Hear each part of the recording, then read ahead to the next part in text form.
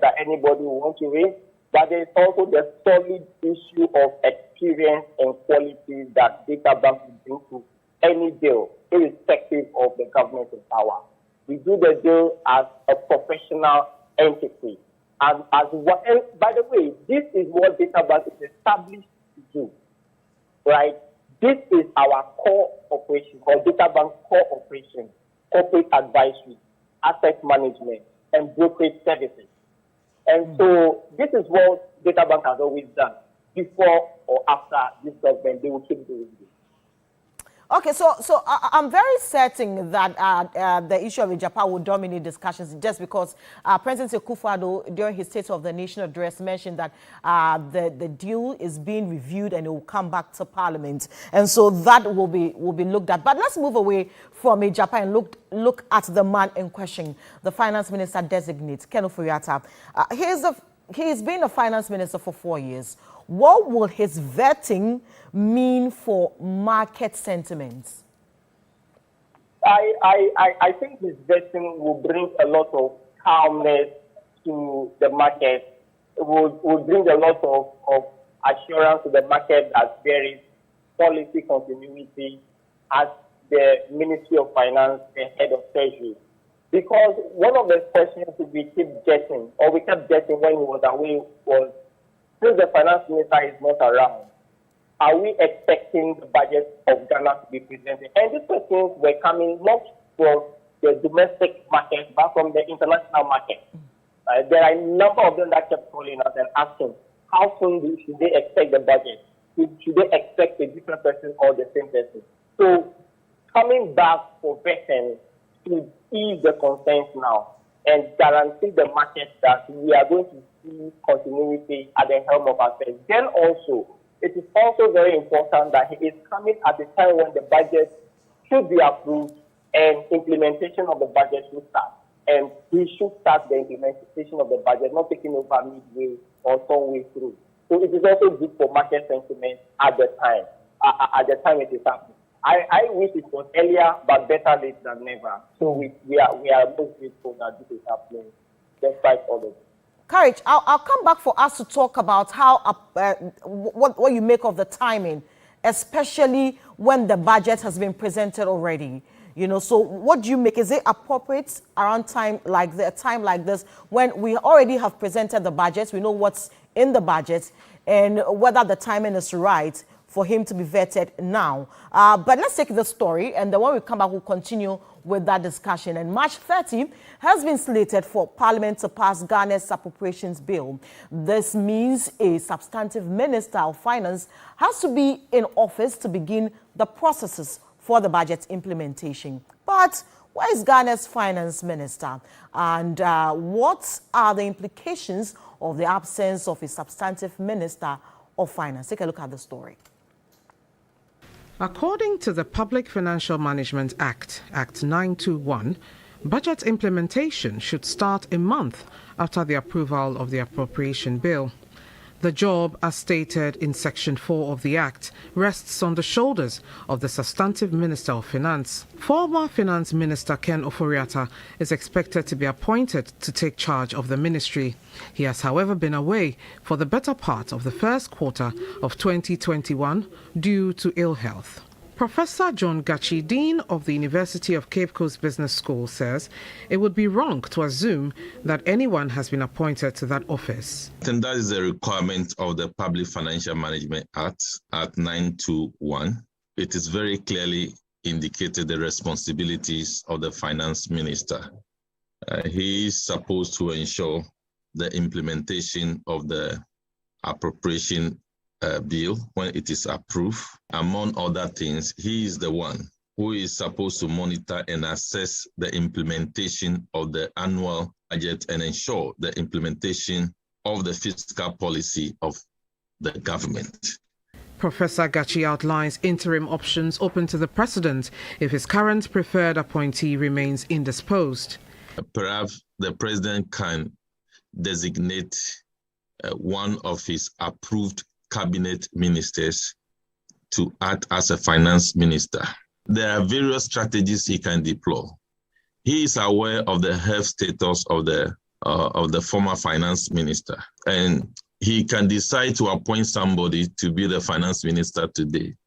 And if he realizes that his health status has improved and he is the best bet for him for the finance ministry, he can do a changeover within a short period of time when the most preferred candidate is available, as cleared by the health authorities. He spoke on implications of the absence of a substantive finance minister on budget implementation.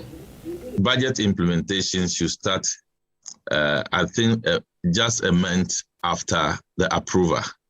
So we still have some time. If within that time frame, we don't have a substantive finance minister, then we are going to be limited and restricted by the provisions of the Public Financial Management Act. I do not think that a government will be interested in breaching the provisions of the Public Financial Management Act. The Ghanaian media landscape has been engulfed with discussions and opinions of the 2021 budget and what it holds for development. As Ghanaians await the president's appointee to the office of Financial Minister to report to work, many have questioned the pace of budget implementation if substantive Minister of Finance fails to assume office by March 30th, 2021. Nancy Vukania, TV3 News, Accra.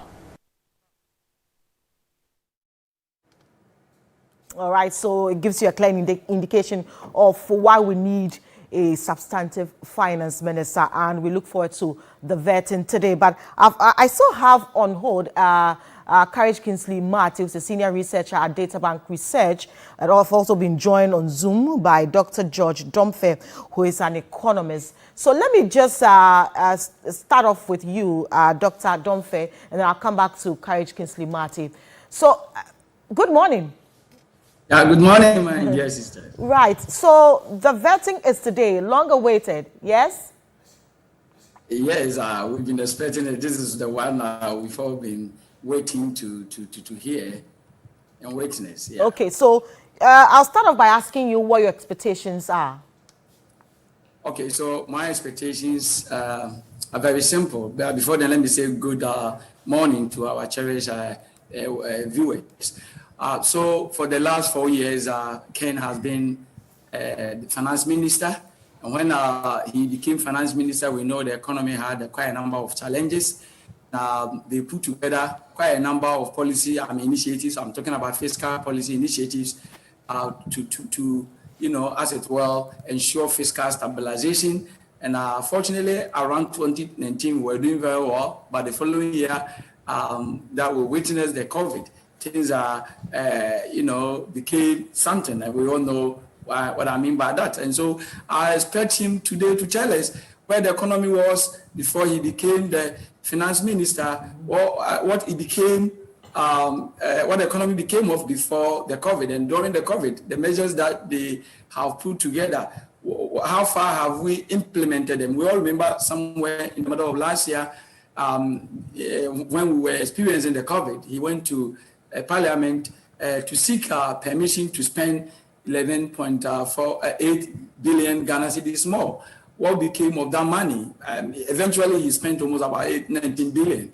I expect him to tell us all about it today. Why was it that he overspent compared to what he initially sought permission to spend? All these things are what I'm hearing. I'm expecting people to ask quite a number of questions so that our Ghanaians get to understand why we went to that situation, my sister. Okay, so Dr. Domfe, I'm very certain also that another issue that will dominate discussions this morning during his vetting will be the financial sector cleanup. I mean, there have been several concerns about how much we have had to spend in cleaning up the sector, 21 billion. So this is money that could have done a lot for the country, especially when last year was declared the year of roads. We needed money to construct roads and all that. Would you also expect him to comment on the financial sector cleanup, especially when about 2 days ago, the issue of UT Bank and also SYUT Bank and SY Unibank came up of them asking for their licenses to be given back to them? Yeah, definitely, because when during such exercise, vetting is almost a bit political, and therefore I expect that people are going to ask questions.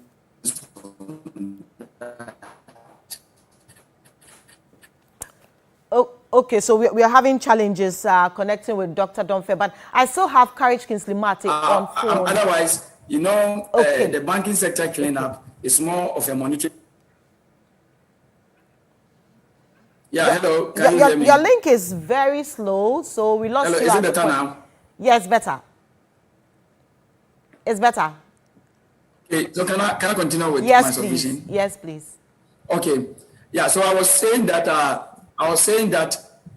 the issue regarding the banking sector cleanup is more of a monetary policy issue than the fiscal policy. And as a finance minister, he's the head of the fiscal policy. Of course, he doesn't instruct the Bank of Ghana to do cleanup. It's the bank that does it. And the bank does it within the remits of the law. The law says that if any bank is not able to meet minimum capital adequacy ratio, bank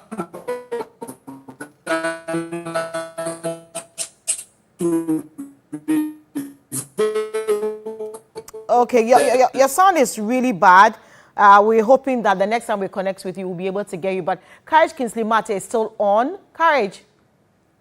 Hi, yes, sir. All right. So before we went for that story, I was asking you about how, what you make of the timing. The budget has been presented already. And now we are having to vet the finance minister. What do you make of the timing? Well, ideally, it should have been before the budget was presented. It should be the one presenting the budget. So that's the ideal situation. But we're all aware of the circumstances beyond everyone's control. So the good thing is that he's here now and he's going to start the implementation of the budget. But that should also not detract from his knowledge or in-depth contribution to the budget, because the budget preparation did not start in his absence. And the budget has been going on since last year. And a lot of numbers have already been agreed and prepared before the year even started.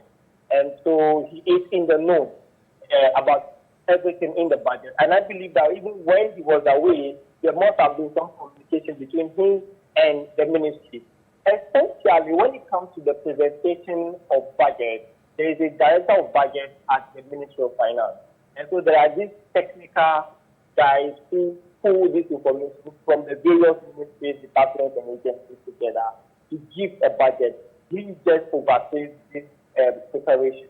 And he is in the know at every stage of the preparation stage. So the timing could have been better in an ideal situation, as I said, but it is still not it's not a bad situation, it's not a train crash. He's here to start the presentation of the budget. I expect him to speak to some issues that the people of Ghana may have concerns about, especially when it comes to taxation and also what government will be doing to revive the economy as well. Okay, so that being said, let me also ask you about the financial sector cleanup. I mean, not too long ago, we had UT Bank, SYUT, and also SY Unibank calling for their licenses to be given back to them. Do you think it's something that will come up in Parliament, especially when we've had a lot of controversy surrounding the collapse of certain banks, when others who are equally in very bad, states, not being collapsed by this government? Well, issues around the financial sector cleanup is something that will not go away anytime soon. So I'll be surprised if it doesn't come up, either in the form of the taxes, the levy that was imposed, or in the form of the request to Parliament for investigation, or any other issues, even relating to the asset management space, where not all claims have been paid yet. So I still expect that there will be some discussions around the financial sector cleanup. And he will also have the opportunity to put forward his views on why certain things went down and why certain things are still in existence. And again, also, this is not a decision that is or was taken solely by the Ministry of Finance or by the government. This is a decision that was taken in consultation with the regulator for the sector, that is the central bank. And also, this is also an activity that was part of the IMF program that ended in late 2018 or early 2019. Because as part of that program, we were supposed to preserve stability of the financial system. And the kickstart to that reform was the asset quality review that was done, which led to the resolution of this insolvent bank. So it is not a one-sided decision by the government or the Ministry of Finance. It was more like a multi-stakeholder approach to all of this. But I expect it to come up anyway, and I expect him to actually also give their side of it. Okay, so as part of your expectations, would you expect that the finance minister explains how we hope to now, as it stands, the fiscal deficit is around 11.7%, and he's looking at, according to the budget, we are looking at some 9% in 2021.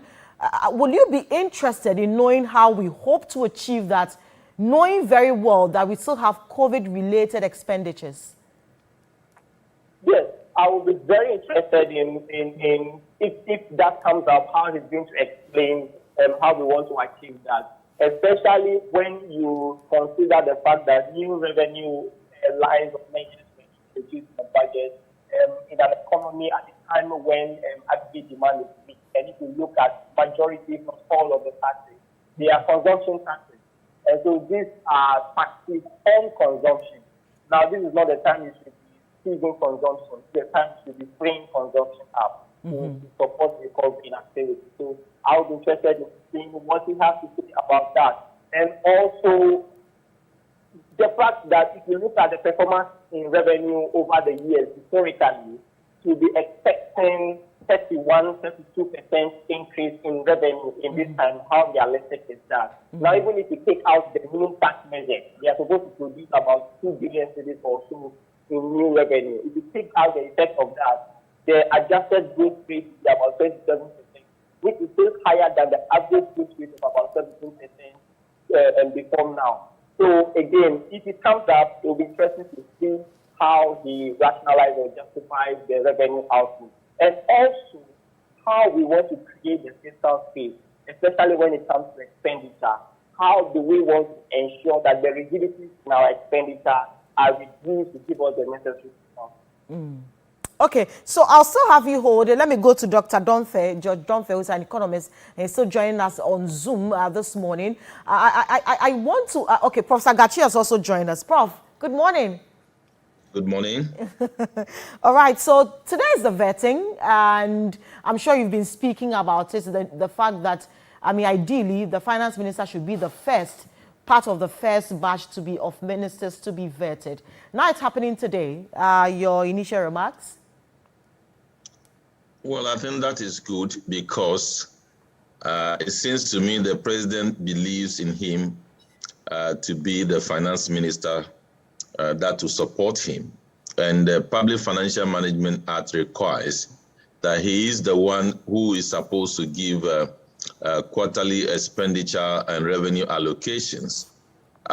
If he is not available, then it means that the implementation of the budget will be very difficult. So having him after the appropriation bill is passed, I believe on the 30th, then it means that everything will now be in place for the implementation of the budget. So his vetting, in my opinion, is crucial because of the requirement of the Public Financial Management Act. Then number two, because it will provide him opportunity to clarify certain issues that are pertinent to Ghanaians. Some of them have been captured as part of petition against him. If those petitions have been accepted, then those things will be factored into the questions. But clearly, this is the time that we are going to get more clarity on financial sector clearance, expenditure, and the borrowing, and then it associated repayment. Bearing in mind that not everybody is satisfied with how the financial sector cleanup was carried out and the associated expenditure and the difficulty. And I do believe that issues of debt will also have to feature prominently because not only because of the high level of the debt, but the implication for us in general financial management and also regarding the requirement by the Bank of Ghana at that peg, maximum borrowing from Bank of Ghana to 5% of the previous year's tax revenue. And now we are talking about 22 billion. That is far in excess of the requirement.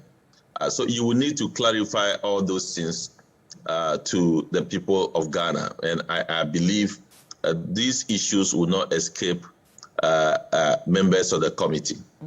Okay, so another issue, I mean, it's good that the budget has already been presented, so we have an idea what's it's entailed in the budget and how it's going to be implemented. I remember I just asked Courage about the fiscal deficit. It's around 11.7 now. Government hopes to get it to 9% this year. Would you be interested in knowing how this will be achieved, especially because we have COVID-related expenditures? Well, I think they have clearly indicated how this is to be achieved in the budget. One of the ways is to introduce fiscal measures. That's the reason we have multiple taxes and levies. So that has been clearly articulated. What maybe members of the committee will be interested in whether those things are feasible, they will be able to raise the needed money or not, or whether those things will be putting unnecessary pressure on the people of Ghana, and whether the finance minister is happy to see the level of suffering that will be imposed on them. So I believe to a large extent they have articulated what they think will be the solution. And that does not mean that we don't have a huge problem on hand. If you look at the appendix, you will realize that we will still, even with the 9.5% deficit, we will still need around 31 billion Ghana cedis to borrow for 2021. If you do the computation very well.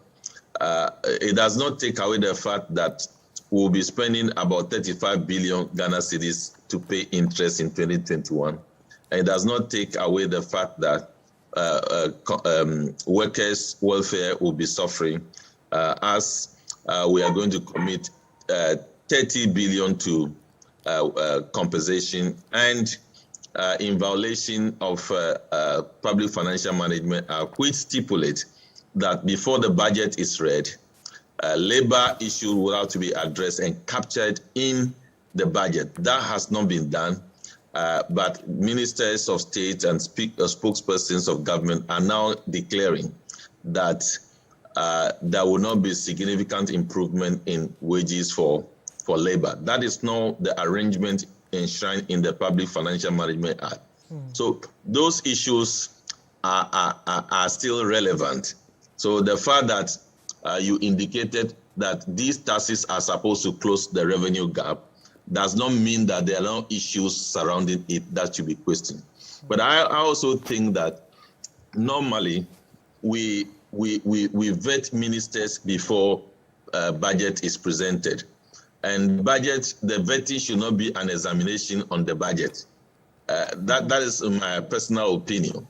There are many issues that you can ask the minister to assess whether he is still a fit and proper person to hold the position, whether health-wise is up to the task, whether he has done certain things in the first term that you think that will not allow him constitutionally to continue the work, and critical issues like the banking sector cleanup, the level of debt, interest payment, etc., borrowing without recourse to the law.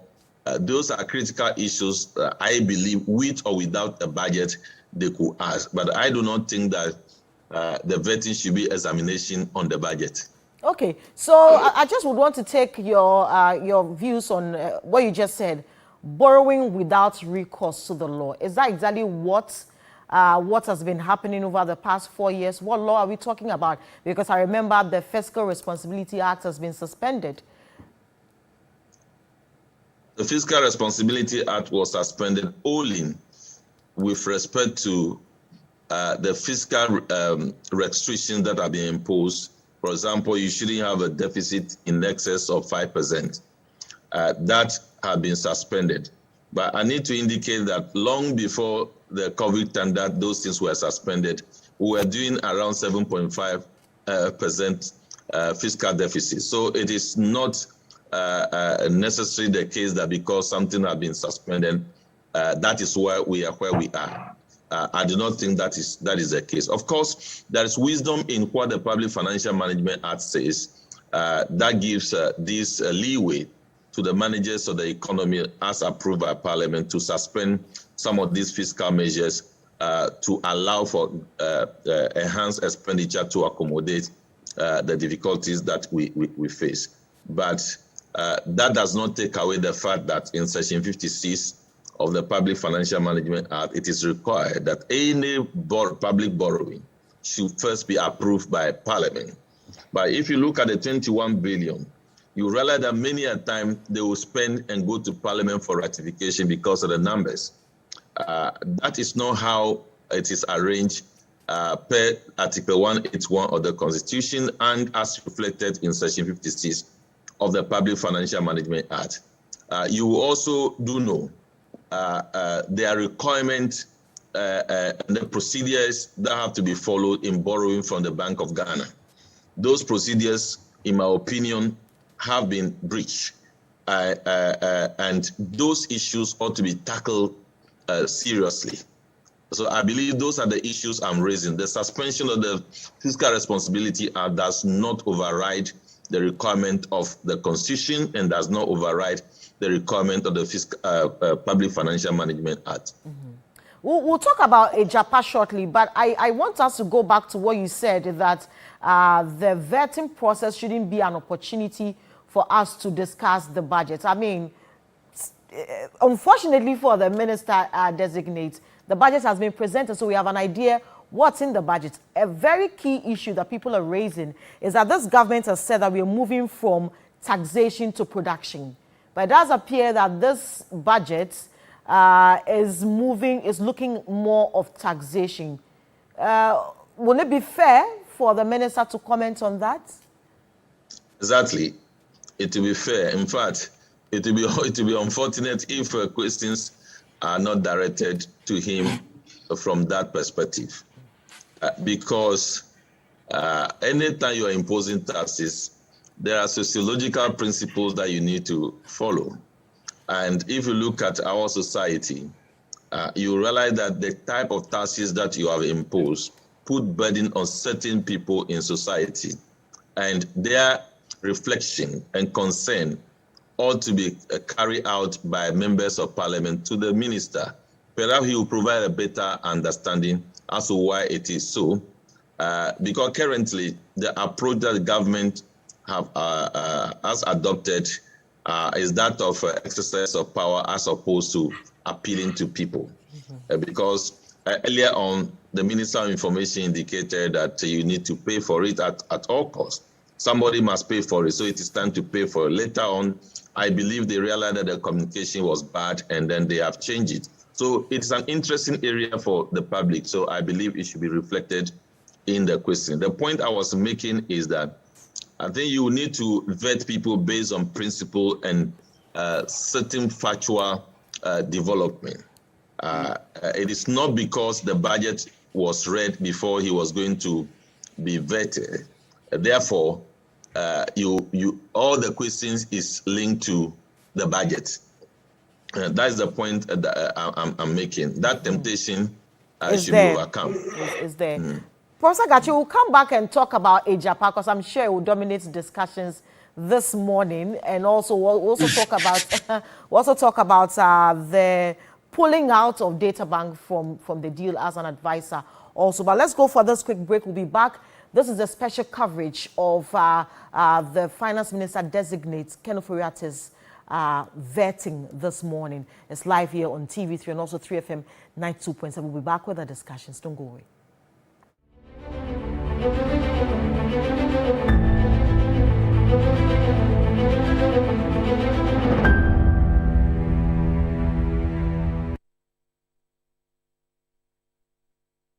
My beautiful wife is about to make some sweet jollof, and she uses only Lavron's tomato mix. Oh, look at that thick red paste. Quality papa. Lavron's is what makes her jollof so delicious.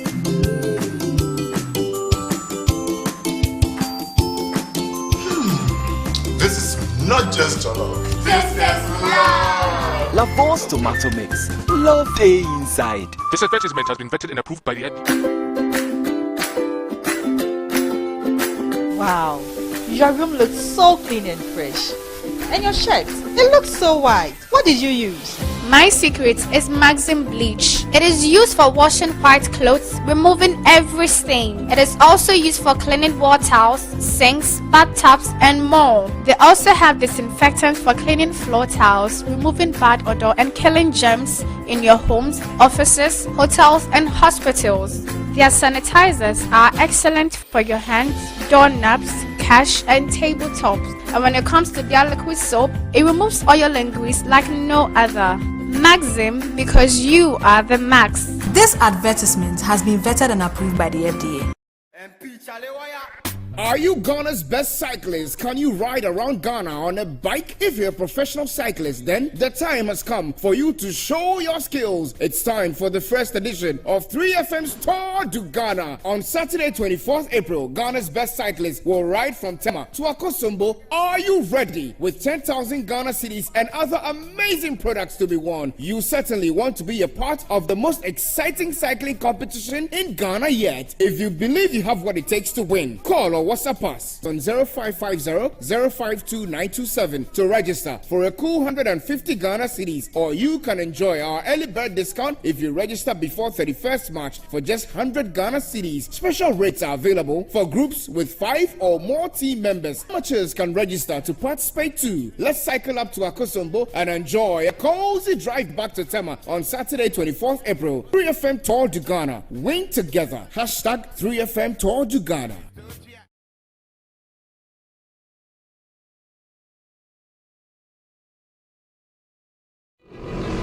Every day he looks after his brother and chases a bus. Every day he looks after his brother, chases a bus, and learns new things. Every day he looks after his brother, chases a bus, learns new things, and gets back home. Every day he looks after his brother, chases a bus, learns new things, gets back home, and helps his mom. Phew. That's why every day he needs his cup of Milo filled with the nutritious goodness of malt, milk, and cocoa. Milo, the energy to go further. From Nestle. This advert is FDA approved. Tough on stains with longer lasting freshness. New Omo Extra Fresh with longer lasting freshness. Good day, ladies and gentlemen. I am campaign some naneke can shot. Winner for TV3 talented kids.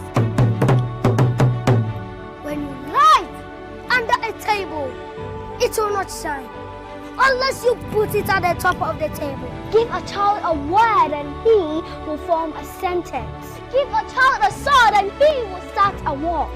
Oh, give a child love and he will spread it like a virus till everyone is infected with goodness. I'm Nakia Chamani Sam, winner of Talented Kids Season 10, as well as the Young Discovery Poet of the Year. TV3 Talented Kids has given me a bright future. I made it, and I believe you can make it. It's time for season 12 of Talented Kids, the show that unearths and promotes kids with talent. From singers to poets to actors to artists and so much more. We'll bring to your homes Ghana's most talented kids shows on TV3 every Sunday at 4 p.m. Talented Kids is powered by Indomie Instant Noodles. Are you ready to be entertained? Talented Kids, free to play. TV3, first in news, best in entertainment. Brought to you by Heaven Insecticide Spray and Coil, and Napa Foods, Puma Drinks, Cowbell, Deluxy Super Fix Tile Cement, Kidivite Multivitamins from Ernest Chemist, Ernest Ointment,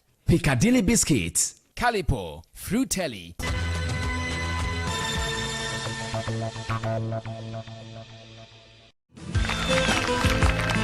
A young cop and his fiancée realizing their lifelong dream together. The daughter of a tycoon, about to launch her dream career, celebrates her birthday with her father. But then, the unexpected happens.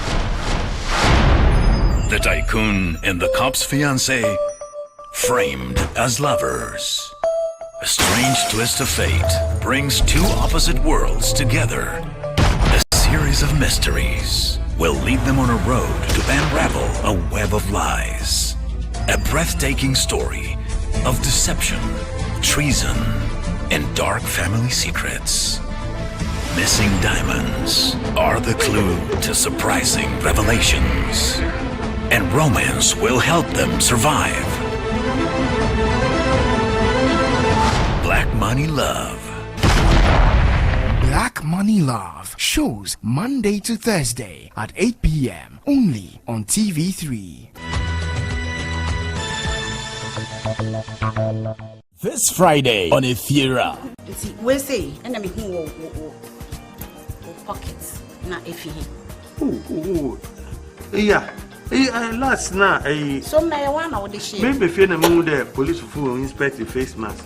Minibi. It's me rust on a chapel down each one. My face mask, I mean, on the closest place in the Minya, Miss Afon Dross. And war, but a impon no yet, BB or bad fitting, but damn further or that may prevent a police from arresting me. New Royal Aroma Fortified Rice for you and your family. M1 Homeopathic Clinic. I'm free. Ofori-Atta shows this Friday at 8 p.m. on TV3.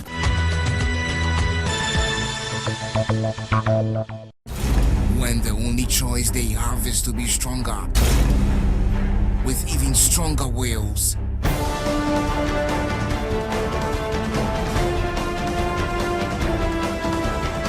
They see no limits and go hard. They lift higher and push even harder.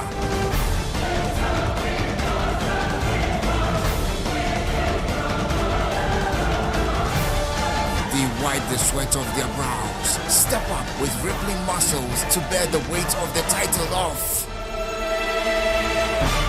Ghana's Strongest, coming soon on TV3. Ghana's Strongest is powered by Gasem, the nation builder.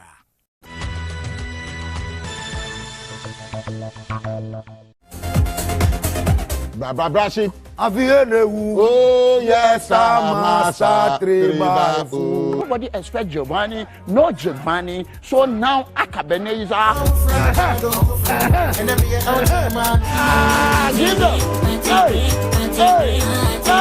Bella the Nash pass National Theatre. No, but you say we get problem like vocabulary problem. But let's consider this. No, cause Ben now you're Now me yeah violence.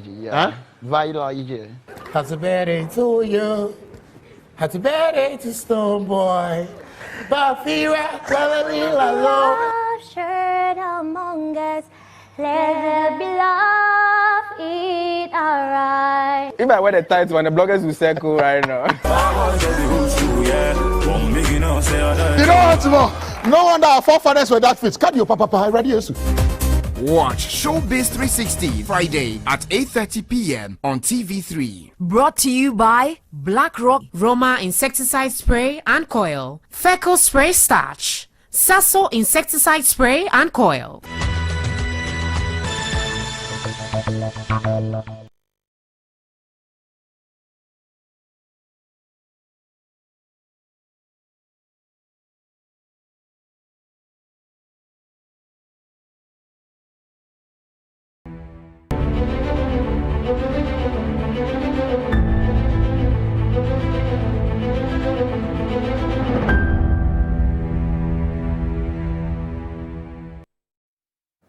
Welcome back, and this is our special coverage of the Finance Minister Designate's vetting, which we're expecting to start, soon. And here we are discussing what the expectations should be, what issues will be touched on this morning during his vetting. I mean, this is the first time a finance minister will be vetted after the budget has been presented. So we know what is in the budget. So it is expected that contents of the budget will dominate discussions this morning. The issue of moving from taxation to production, which has been reverted to taxation now, the issue of our rising debt stock, the Fiscal Responsibility Act, and our borrowing. I'm sure these are issues that will dominate discussions. We're also going to be expecting them to talk about the financial sector cleanup and the levy on the financial sector and all that. Professor John Gachi is still here with us. He's saying that we should move away from the budget and talk about the person in question and look at how he hopes to, manage affairs for the next 4 years and not necessarily what's in the budget. He joins me with Dr. Domfe, George Domfe, who's also an economist. And so let me come back to you, Professor Gachi. Professor Gachi. I'm here. Okay, all right. So I think your video is freezing and there's a bit of a delay. Okay, fine. We have you back now. So let's talk about Ejapa. Dr. Domfe, I'll come back to you. But Professor Gachi, let's talk about the Ejapa deal. This is because during the State of the Nation address, President Akufo-Addo mentioned that we are bringing it back to Parliament, reviewed and in a beautiful form.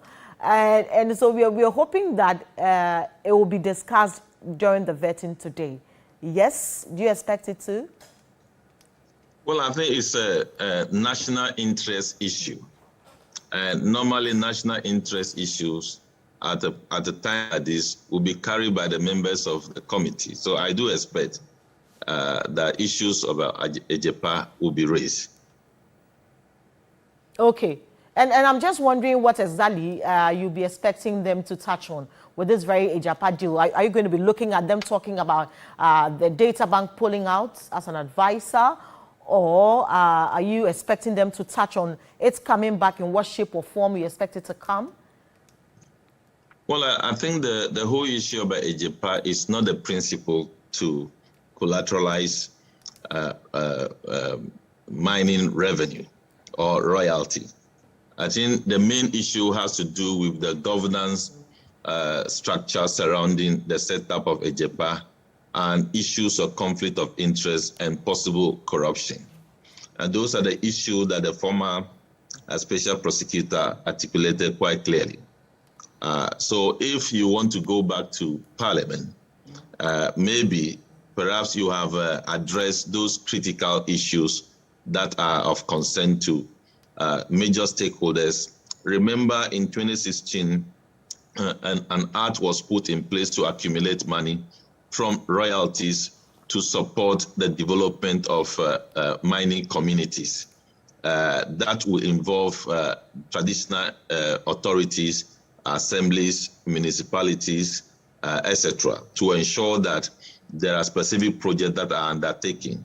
All these people will want to know whether this provision that ensures that they have local projects undertaken will be truncated or not. So those issues will come up. And then I believe they will want to know whether issues of conflict of interest will still be an issue surrounding the new document or not. Mm-hmm. But as I indicated, you see, this was mentioned in the State of Nation address and perhaps in the budget. But the main document that will be studied by members of Parliament, etc., I'm not sure whether that has been sent to them already. It is that document that will actually feature the broad-based questions that will be asked. And I'm not sure whether justice can be done to Ejapa during the vetting, unless maybe the new form have been submitted to members of Parliament. Okay, so it means they don't have a lot of information on that to even ask further questions, you mean. Let me bring in Dr. Domfe. Dr. George Domfe is an economist. Good morning once again, Doc. Hello, Doc. Okay, we're hoping that Dr. George Domfe, if you can hear me, we'd love to hear from you talking about the financial sector cleanup, trying to justify what you think, how much we have had to spend on the cleanup and what your expectations are. Okay, so we don't have him on, but let me come back to you, Professor Gachi, while we try to connect with Dr. George Domfe. So you're talking about the fact that the vetting may not be able to properly look at the issue of Ejapa because we don't know the new form in which it is coming. We don't know whether they have new advisors. We don't know who are involved and all. That's what you're saying? Yeah, that's my position. Unless maybe parliamentarians will indicate that they already have the new document. And if you have the new document, that document is supposed to go through a process. So would the vetting be the forum to discuss it, or the process that is supposed to go naturally? So that's my position. Okay. So I remember some time ago you were talking about the financial sector levy, and then you said that government had an option of try to, if you like, spread the debt for all of us to share, but it decided to choose the option of put it in on the financial sector or the commercial banks. Do you foresee that we may touch on that, during the vetting? Well, I think I didn't make that point. Oh, okay. We should clarify. Yeah, I think what we should get very clear is that, you see, taxation is not just because you have the power to impose. Taxation has many, many implications. Even you look at who the tax will be incident or will be imposed on, who will be paying the tax, what has that person be contributing to the economy? Have you checked the social responsibility statement of the banks and see how much they have been committing to supporting this economy? Have you checked how much they have contributed even in COVID-19? Are they good citizens in terms of taxation? So if you want to impose something on them, you need to reflect all these things from all these principles. How much they've been able to support COVID-19 activities during 2020. How much have they been able to sacrifice in terms of delay in payment of interest on loans that individuals and businesses took from them? These are the things that will inform you as to what to do and ensure some engagement. As we speak, the banks say they have not been engaged concerning this particular levy or tax that have been imposed on them. And I want to also indicate that as we speak, there are banks that have been cleared by the Bank of Ghana who are not yet capitalized. Now, what that means is that an alternative approach was available to the government of Ghana and Bank of Ghana to adopt. And they decided to take this approach. And in 2018, they told us everything is fine, only to come 3 years later that you need to pay for it. And it's like you are not, your policy is not reflecting the role that the banks have played in difficult times in 2020, the role that they continue to play in terms of corporate social responsibility, the role that they continue to play in terms of supporting SME sector and entrepreneurship in the country. If you do all these things, the banks will definitely translate that into transaction costs in engaging in banking business. And we will not see significant reduction in lending rate as we expect. As we speak, we claim that we have the Secretariat of African Continental Free Trade Area here. But various countries that will be participating, some of them on average will be borrowing at the rate of 6%. Nigeria will be doing around 11 or 11.5%. And we need to be asking ourselves, are we creating a platform to be more competitive in terms of interest, or we are making it more difficult for businesses to access credit, pay them as they engage in business activity? Those are the broader picture that I believe we need to consider. But Prof, someone will argue that this 5% levy, for instance, is looking at taxing profits. So if you're a commercial bank, you don't make profits, we don't expect you to pay the 5%. Fair? Do you think that a government will impose tax when they don't know that the banks are making profit? The bank will not do that. Other than that, your forecast, your projection are not based on scientific, data. So the finance ministry and the government, they have looked at the books of the banks, and they know on average how many banks are making profit or are likely to make profit even in the pandemic. And therefore, they know what they are doing. Nobody imposes taxes just because you want to impose it. You impose it, you capture revenue that you expect from there because of the activities that are taking place. So that argument will only be an ideal statement, but in reality, the banks are making profit. But how else do we pay for 21 billion cedis spent between 2017 and now in cleaning up the sector, if not, taxing the banks to pay? Well, it is whether or not the decision you took, you rightly took it in the interest of the people. If you took it rightly in the interest of the people, then the people must pay. But as you speak, you know what is happening in Parliament already. You know what is happening to some of the banks are in court as to whether the decision taking was appropriate or not. You know, some of our brothers and sisters in excess of 300,000 at home without job, they become paupers. They move from living comfortably, and then after an announcement one day, they are below the poverty line. Those are the issues you put together before you assess whether assessing financial issues about the state. It's not merely about numbers. It's about what is underpinning the numbers that you are pronouncing. So some people may look at it and say, oh, when they do this, they will raise this amount of money. But taxation is based on principles. It's not only about the power to impose some payment on businesses or individuals. It is about principle. You need to take the sociological principle in context. You see the benefit principle in context from the sector you want to tax. That is the issue. These banks have been saddled with so many requirements. They have struggled to meet this requirement. This is a time they need to act in a manner that will perform efficient financial intermediation.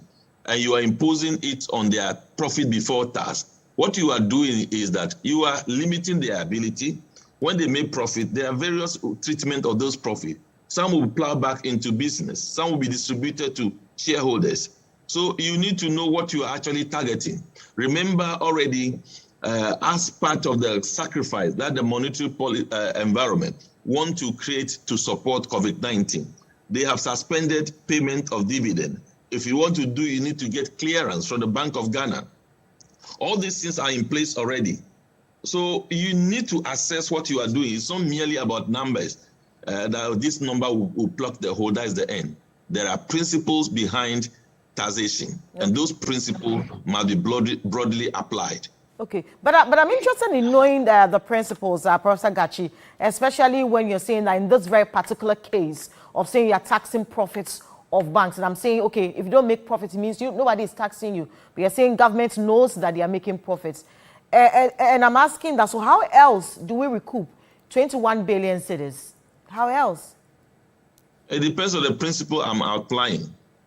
That is why some people believe that this banking sector cleaner is a need an in-depth investigation. Remember, some of the payment or expenditure surrounding the banking sector cleaner, most of them were done before they were ratified in Parliament. They were not asked as in line with Section 56 of the Public Financial Management Act. That says that any borrowing that you want to do, you must seek approval from Parliament.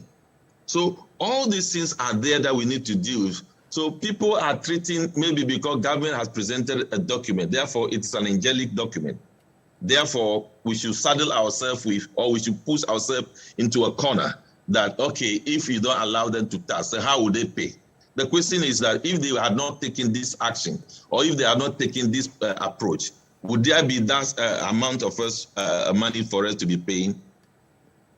Okay. Professor Gachi, we'll be back and engage a lot more on this very particular issue and other issues that may arise during the vetting. But we'll go for this quick break. We'll be back.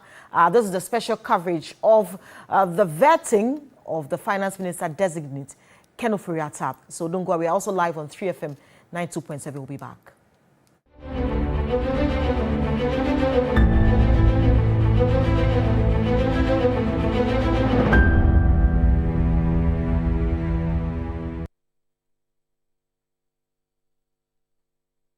Dale, Are you Ghana's best cyclist? Can you ride around Ghana on a bike? If you're a professional cyclist, then the time has come for you to show your skills. It's time for the first edition of 3FM's Tour du Ghana. On Saturday, 24th April, Ghana's best cyclists will ride from Tema to Akosombo. Are you ready? With 10,000 Ghana cedis and other amazing products to be won, you certainly want to be a part of the most exciting cycling competition in Ghana yet. If you believe you have what it takes to win, call or WhatsApp us on 0550-052-927 to register for a cool 150 Ghana cedis, or you can enjoy our early bird discount if you register before 31st March for just 100 Ghana cedis. Special rates are available for groups with 5 or more team members. Amateurs can register to participate too. Let's cycle up to Akosombo and enjoy a cozy drive back to Tema on Saturday, 24th April. 3FM Tour du Ghana. Win together. Hashtag 3FM Tour du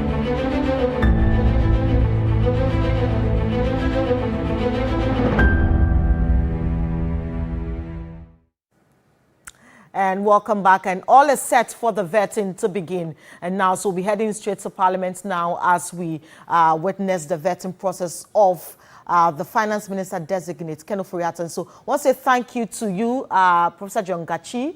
Also thank you to Courage Kingsley Mate, and thank you to Dr. Josh Domfe for helping us discuss this further. We'll be back after the vetting, hopefully, to look at issues that were raised. So let's head straight to Parliament now and take a look at the vetting process of the Finance Minister designate, Ken Ofori-Atta. To ill health, I'm truly glad to be finally here, and I look forward to working with this House in this second term of the Akufo-Addo-led government, if you so approve it. I also want to thank His Excellency the President for his confidence in me in nominating me to serve the Ghanaian people in his government a second time. I don't take it for granted at all, and I assure Ghanaians that despite the scourge of COVID-19, there are brighter days ahead. Mr. Chairman, permit me to also say thank you to the many Ghanaians for their prayers during my post-COVID illness. They dare to believe that miracles happen, and truly, as I've said in other fora, my doctors acknowledge that God's hand was truly visible in my recovery. This season has taught me that God hears the voices of all, from the clergy to children, widows, and orphans, men and women, who offered prayers, fasting, and intercession on my behalf. I returned with Angie, my wife, a virtuous woman. The President recently called him the Rock of Ages. And since then, in Ghana, yesterday, we launched the global call for the Eurobond. We also prepared for vetting. We've been working with merging the two ministries, Ministry of Planning with us, preparatory work for establishment of Ofori-Atta, and of course the work that we need to do to that. So I am thankful truly for the outpouring of love and concern and prayers, get well messages. For the Lord heard all the prayers and has indeed filled our mouths with laughter, our tongues with songs of joy. The Lord has done great things for us, and we were filled with joy. So yes, Mr. Chairman, and also to thank the ministry team led by Charles and Chief Director for the work they have done. I think in the CV is basically an assurance that the required education is there, the competence is there to do the work. But I think key to all of this is the issue of background that we have, and to also emphasize that even as you see a data bank on the CV, that was a company that we started 30 years ago with $25,000, and today it has built up to managing under $1 billion of resources, and has 500,000 clients of Ghanaians, 300 employees, and 19 offices And I think it illustrates, starting from Kantaman to what Ghanaians can do. Let me, with your leave, Honorable Nominee, you were acknowledging Honorable Chairman Sabonsu and the team. It didn't come out. Perhaps he was acknowledging those who. He was acknowledging Honorable Chairman Sabonsu. Well, for emphasis. Charles, yeah, for emphasis. I know you would. The chief director and the team. Yes, there was some point. Yeah, I'm saying that for emphasis. Okay. Yes, and Chairman, to even further state that I saw him holding a brown bag, which was really an elevation that he has stepped into the shoes very well. And thank you for that. Really, it was amazing. I mean, a budget starts somewhere immediately we finish the media review, and we've been working on that. Given the hours difference, that means a 4 a.m. start in America, in which we work through the budget to go through cabinet for it to be successful. And just thank the House for the forbearance in having the leader do that work for us. Appreciate that. Very well. The minority leader will start because he wants to leave us urgently. So, please. Chairman, let me also use this opportunity to congratulate the Minister nominee for Finance.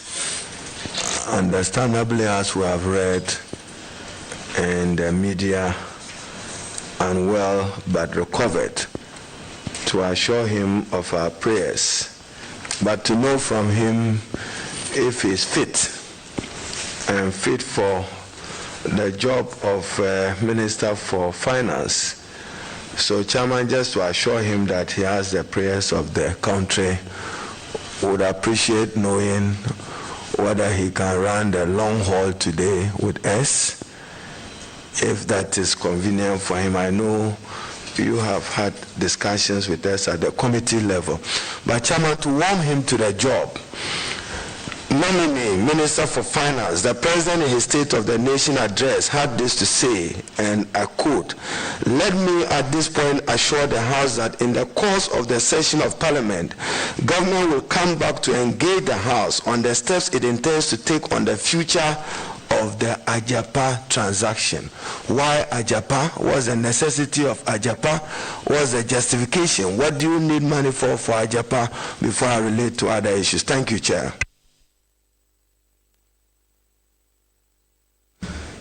Thank you, Mr. Chairman. Mr. Chairman, certainly that is not a warming to to the process. We get right into action. I think I try to illustrate that since I got in on Saturday, we have launched the roadshow for the largest bond issue in our country yesterday, and to remarkable responses. We have also, during that period, begun the issue of the merger of economic planning and us, the setup of Obatampa, etc. And then, of course, beginning with appropriations and preparing for this vetting. Really, for someone who has worked literally 18 odd hours a year since 2017, I just see no step down in what we have to do. I can assure you that the enthusiasm is there, the strength is there, and the excitement for the future since continues. I think public service is a duty that has its own energy and passion, and let me assure the chairman that there will be no lacks in the intensity of the work that we have to do. So, Ajapa, how much money are you seeking to monetize, and for what purpose? What do you need that money for? And I just heard you Chairman, his opening remarks that since he arrived, he's launched the roadshow for the highest ever. In what capacity did you launch the roadshow? Minister designate and representative of the president. So I have taken note of that. Minister designate launching, raising $5.5 billion in the name of the Republic. I've taken judicial notice of that function and the activity. Yeah. Minister, I also have a letter as president's representative. Still on Ejapa. I hope that was noted also. What do you need the money for? Yeah. Mr. Chairman, I think with regards to Ejapa, there are a few things that we need to assure ourselves of. I think first and foremost, the President had said that we resubmit it to Parliament, and so that shall be done, which then opens up all of the issues that have been brought to bear. But I think one thing I need to note is that truly, I mean, the basis of that transaction was an act that was passed, which was thoroughly debated, and we did not really move away from any edicts of that act. I think it is all of us looking at the state of the economy of a new normal, which seems to be global with regards to debt. And we're looking to interject equity into the way in which the country grows. But if you look at the powers of the fund, which this august House passed Act 978(3), the fund may create and hold equity interest in a special purpose vehicle, procure the listing of the special purpose vehicle on any reputable stock exchange, assign or transfer any rights of its mineral income to a special purpose vehicle, assign, transfer, or, so I think we are in the right course. But the challenge for all of us is, as you look at the new normal in which there seems to be quite a bit of debt by all countries. What do we do with our natural resources to leverage it into equity? And I think that's a question we have to face. Now, as to how that is mobilized, the issues we contend with, I think that's the reason why President wants us to submit, so that there are issues around that. But philosophically, I hope we are all going to come to terms with the reality of diversifying how we capitalize and fund our transformation, which we intend to do. Chairman, still on Ejapa, when the special prosecutor, Honorable Martin A.B.K. Amidu, submitted his report on the analysis of the risk of corruption and anti-corruption risk assessment of the process leading up to the request for approval of the transaction agreement and tax exemptions granted by Parliament, thereunder in relation to the gold royalties monetization transaction under the Mineral Income Investment Act 2018 Act 978. He made this observation in page 63. As I look forward to an Ejapa back to Parliament, give me assurance how you are responding to this quote.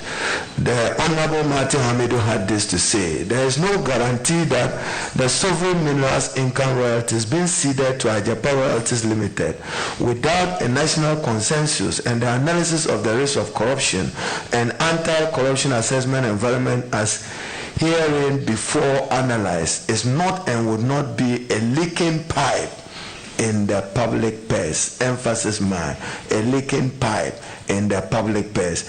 There is further no guarantee that it will not constitute a windfall from this leaking public purse pipe for those Ghanaians lucky through partisan affiliations to be represented on its management and who might have had stakes as promoters in establishing and incorporating it in the safe haven of JC aforesaid. A new Ejapa, how responsive will it be to these concerns that are raised? Thank you, Chair. Thank you very much. I mean, I think really there's quite a bit of cynicism of that transaction.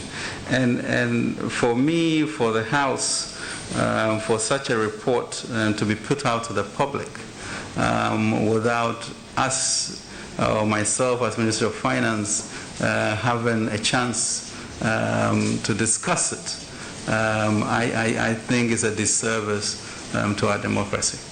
And that is such a fundamental right that I think we all as a people should be careful about such things.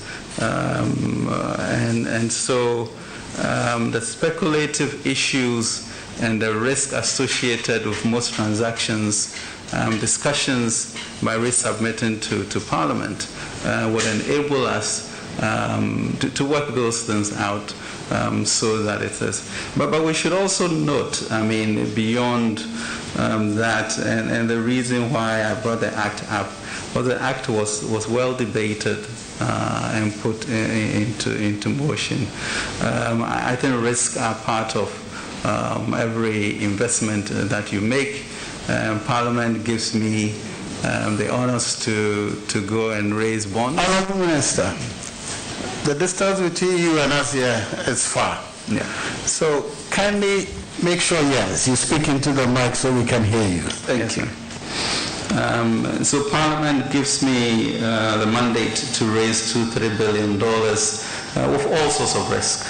And so far, these 3 years, we have brought the best pricing that the country or comparable countries could enjoy. I do not know why that type of performance will then not reflect in the way in which that report was put. All right, thank you, Chairman. Chairman, let me move, Minister. When our colleague, the Honorable Chair, is here, has been struggling to submit to us, maybe your absence caused that, the annual debt report, which was part of what he laid on the 12th of March when he presented the budget for and on behalf of the President, the annual debt report, which is a requirement under the Public Financial Management Act. He spoke to our national debt. What is our debt asset today in relation to our GDP? Mr. Chairman, I think we are all familiar with the debt in terms of coming in at about 122 billion and being about 292 billion today. I think what has been in contention is the way in which we categorize the financial services sector and the energy sector, which is identified in the books but not added to the public stock.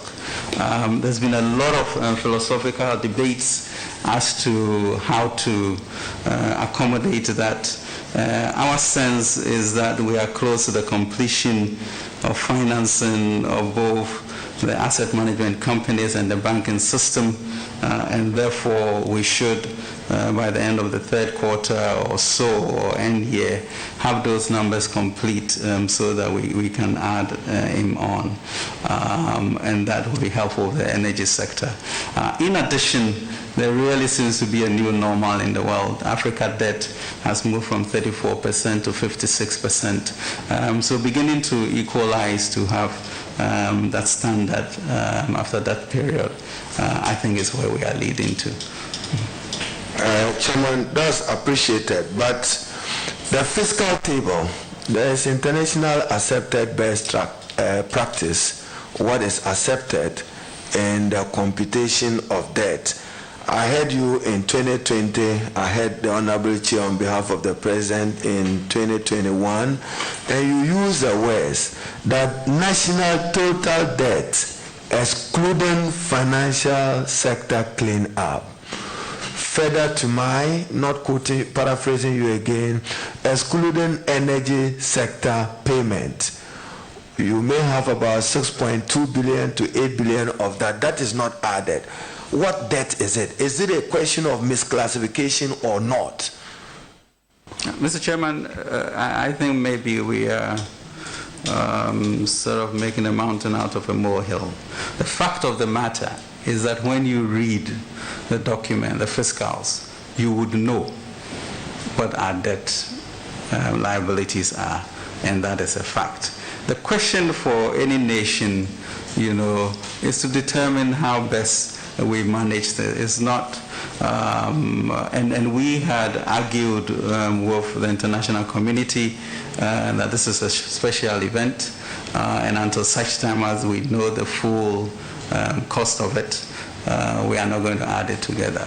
We have moved to a point, as I've explained to you, that we are going to do, but never was it not disclosed. Chairman, when you say you don't know, in both your budget 2020-2021, you attribute 21 billion as responsible. Why are you not adding that to total debt? It is known and is disclosed. What liability is it? And whose liability is it? We need to know. Mr. Chairman, I think we could go on through this ad nauseum. The question is, was this disclosed? And it was disclosed. Could you add up to come to a summary? You will be able to add up to come to a summary. So our position is that it's disclosed but not added. Is there a new normal? There's a new normal.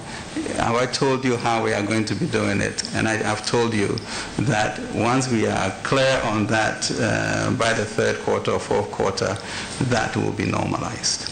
Will it be added on when you know the total? We will be adding them on to how. Will you readjust the fiscal table as we are assured? Once it's added on, of course, it trickles through that. There is a group working at the Ministry of Finance known as the McKinsey Group, working for GRA and working for the Ministry of Finance. What is the nature of the relationship with them, and how much money of state money has been used for them, and what do they do? Thank you, Chair. Thank you very much, Mr. Chairman. McKinsey has been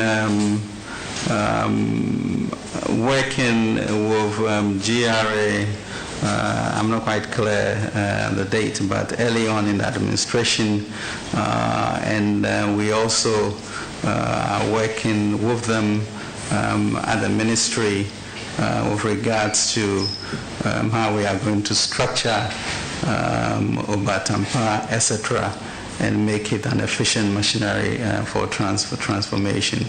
I'll have to get you details of payments, etc. Chairman, we appreciate that. Now, how much did we borrow, or how much did Bank of Ghana finance government for the fiscal year ending 2020? Thank you, Chair. Mr. Chairman, I think there was some anomaly. We did a 10 billion asset paper with Bank of Ghana. So beyond the 10 billion, any other commitment from the Bank of Ghana to government that you are aware of? Mr. Chairman, that was the main transaction. So as far as we are concerned, only 10 billion was the amount the Bank of Ghana financed government. Is that correct for our record? To my recollection. And any figure to the contrary will mean otherwise that you are not candid to this committee? No, it doesn't mean that, Mr. Chairman. It means I'll check on that number and let you know. You didn't check before coming? Just 10 billion? I know for a fact that it's not 10 billion. Well, I think people have been talking about 22 billion, etc. Not people. You are Minister for Finance and Minister for Finance designate. What are the numbers? How much did the Bank of Ghana finance the government of Ghana? When you came to borrow the 10 billion, you referenced the Bank of Ghana Act and the limits within as a percentage of government revenue in the previous year which could be used for that purpose. How much did the Bank of Ghana finance government? Thank you, Chair. Mr. Chairman, I will stick to the 10 billion. Any explanations of other, I'll get to the House. Chairman, the Minister for Finance in his mid-year review repeated in the budget for 2021 talks about the Ofori-Atta 100 share with us, this year, how much did you allocate in your budget for that purpose? Oba-Tampa. Mr. Chairman. Give me your budget copy, page 242. Thank you. Mr. Chairman, the Oba-Tampa program is a 100 billion CD program, which in essence is the largest development effort any government will be seeing. The issue going forward is how do you fund such programs in the new modern world or the new normal that we see. And what we did was to say that we will have a committee, a different entity that is working within GRA to look at how they can raise an additional 30 billion outside of what they always raise for government by looking at other resources that we have not, and then 70 billion which will be public-private sector led. In this regard, we'll be working very closely with GIPC to determine partners in the international sphere who will then bring this type of resources to bear. You will notice that we are creating a new national development bank, which will be a wholesale bank that in itself will be able to raise funds to be able to support the various financial institutions in Ghana that will further support that. So really, I think that the challenge for our country, given our savings and our capacity for domestic revenue mobilization, is as you see our attractiveness of the international market, how do you leverage on it to be able to build up this Chairman, this is just a follow-up. You've just hinted at National Development Bank, Agri Development Bank in distress, National Investment Bank in distress. Convince me why we need a National Development Bank in Ghana, where you have these major institutions that were set up with probably about the same goal or objective that is not living up to expectation. Thank you, Chair. Thank you very much, Mr. Chairman. I think really the issue about mistakes in the past does not mean that we should be innovative into the future. If you now look at the financial landscape, you realize that, yes, the banks are doing better.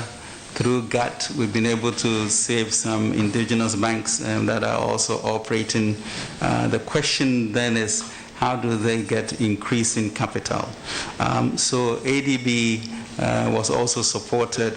We've given some resources to NIB, and therefore ADB will concentrate on agric, NIB will concentrate on industry, and the National Development Bank is a wholesale bank, almost like KfW in Germany, which then has a capacity to bring in resources from outside to be able to channel into these organizations that you are talking about. Chairman, just to follow up, is something that if he gets approved, he probably will have to work with the Attorney General to resolve a matter of national and public interest. You find ministers of state come to Parliament with agreements, projects, programs, not costed, no value for money accompanying them. They come for parliamentary approval, then they walk away with Parliament that will come back for value for money. That has not served the interests of our republic.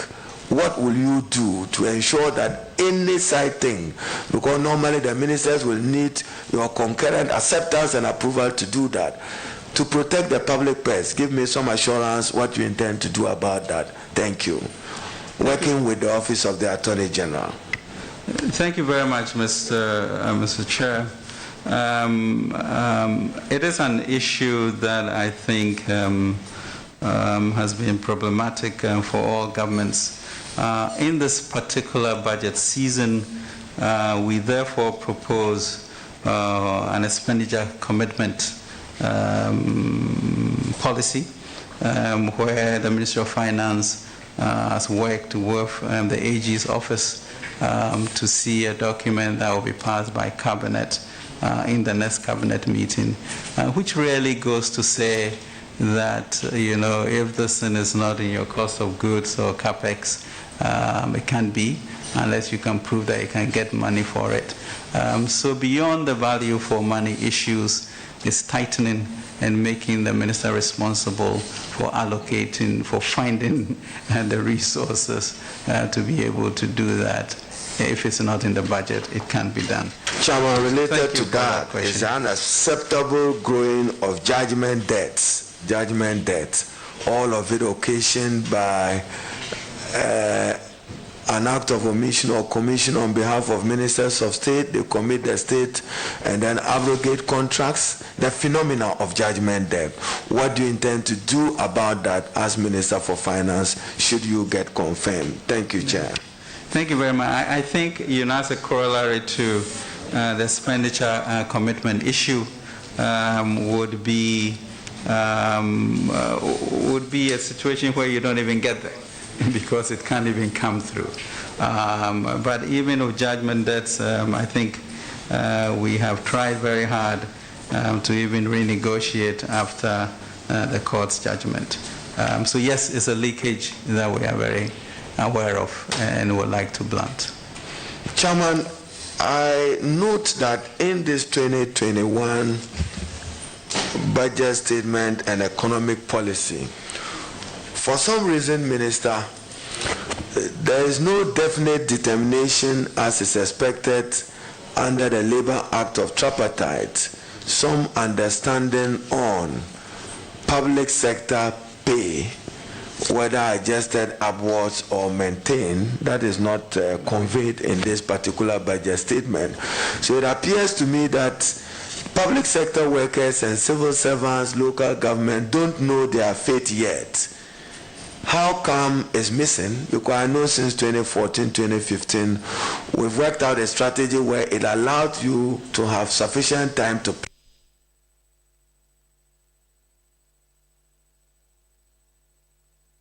pay, including a determination of the minimum wage.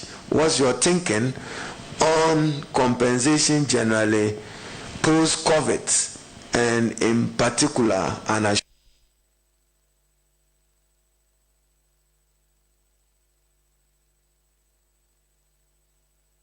their fate? Thank you, Chair.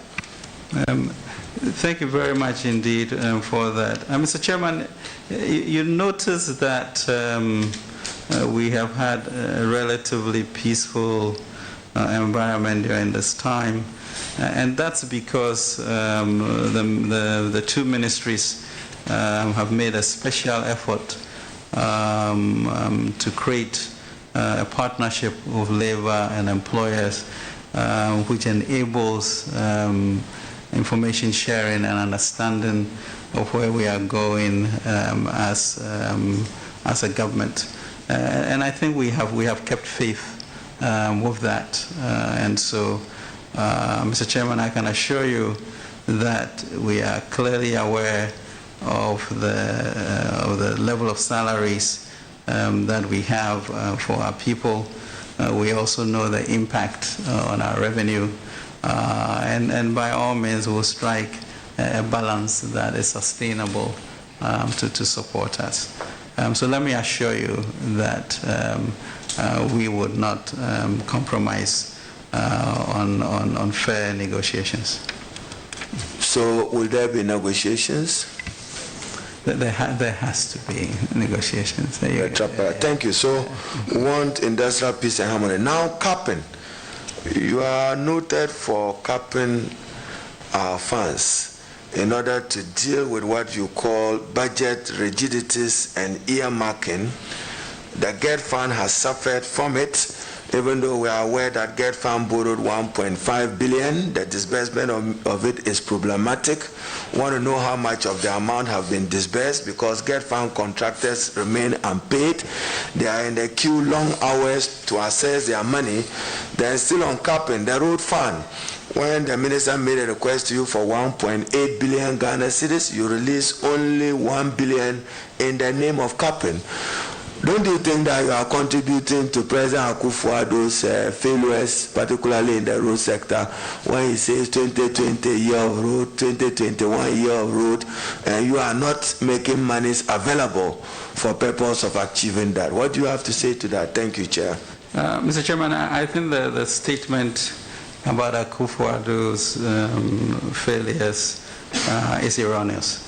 On the issue of budget rigidities, I think that is pretty obvious to all of us with regards to the revenue to GDP that we have, and therefore within that bucket and borrowing, how much we can really take around for everybody to have some resources to do. So yes, you can isolate, Mr. Chairman, specific instances in which certain accommodations will have to be made. But overall, when you look at the productivity and growth in our economy, you can say that on a common basis, we are doing fairly well. And then we'll need to adjust. Every policy has some idiosyncratic effect on certain areas. And we look to be able to solve them on a case-by-case basis. Okay. The leader is done here. You'll be with warm-up. I thought you said you leave us for now and come back later. With warm-up for him. Very well. Yes, Nilante. Thank you very much, Honorable Chairman. Mr. Nominee, let me start with a very important issue that is agitating the minds of many Ghanaians and other West African states. The US and other Western nations have made recognition of LGBTQI rights as some of the conditions under which support will be granted to such nations. As the man who follows up on every negotiation that the President makes on issues of our support, what is your take on this conditionality by the Western nations in order to advance support and aid to a country like Ghana? Thank you very much, Mr. Chairman. First of all, I'm not clear that it's been established as a conditionality. But truly, I mean, for example, if you look at the decision the President took with regards to termination of PDS, in which $190 million therefore had to be left on the table, I think our sociology and our traditions are the most important enduring legacy that we have. And so we will make decisions that suit our Ghanaian purpose so that we can develop in the way we want to develop.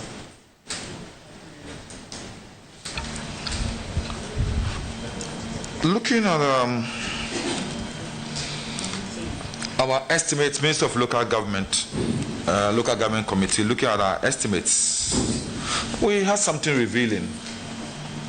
There was an overrun of almost about 46% of the budget for the ministry in 2020, close to about 468 million cedis as a result of increases, especially in donor partners' support. The answer from the ministry was that as a result of ceiling which was granted, Ghana has entered into agreements with these donor partners, so we know how much they are giving us. So why do we set a ceiling on such funding to result in overruns of the budget at the end of the fiscal year? Thank you very much, and I think that's a very insightful question.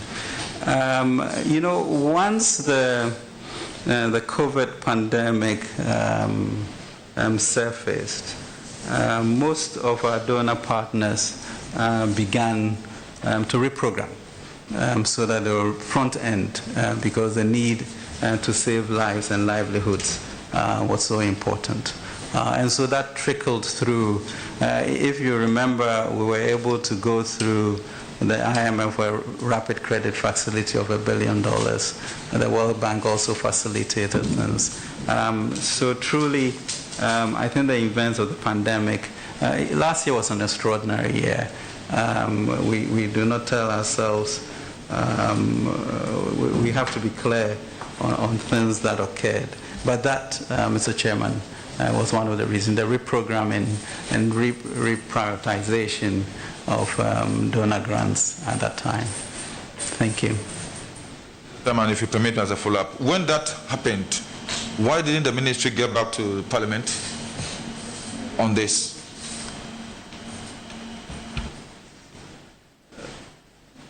Mr. Chairman,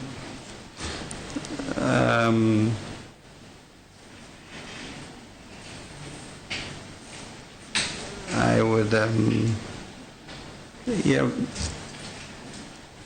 we can send a report on that. Mr. Chairman, my next question. You mentioned COVID. Were there some releases to RCCs and MMDAs for COVID without directly passing it through Parliament?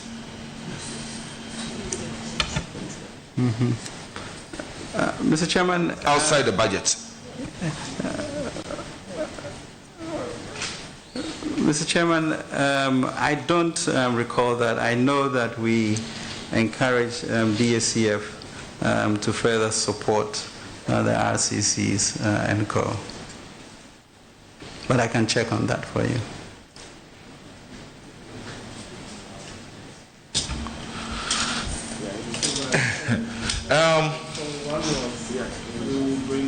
Port and then another check. Okay. Let's come home. Prices of almost everything on the market is going up. Everything.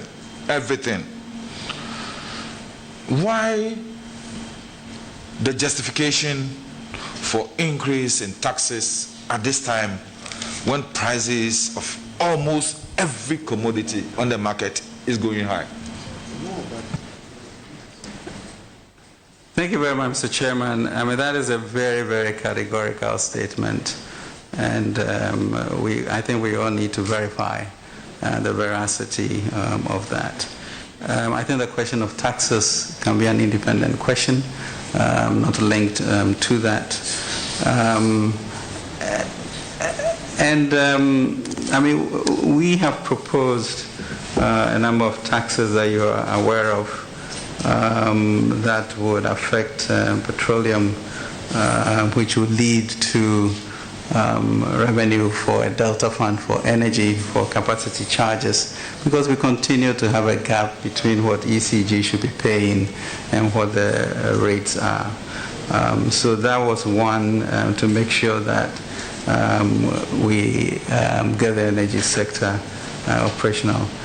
We also have a huge sanitation problem that you all know about, and I think that is a health hazard for the years ahead, and therefore we are trying to.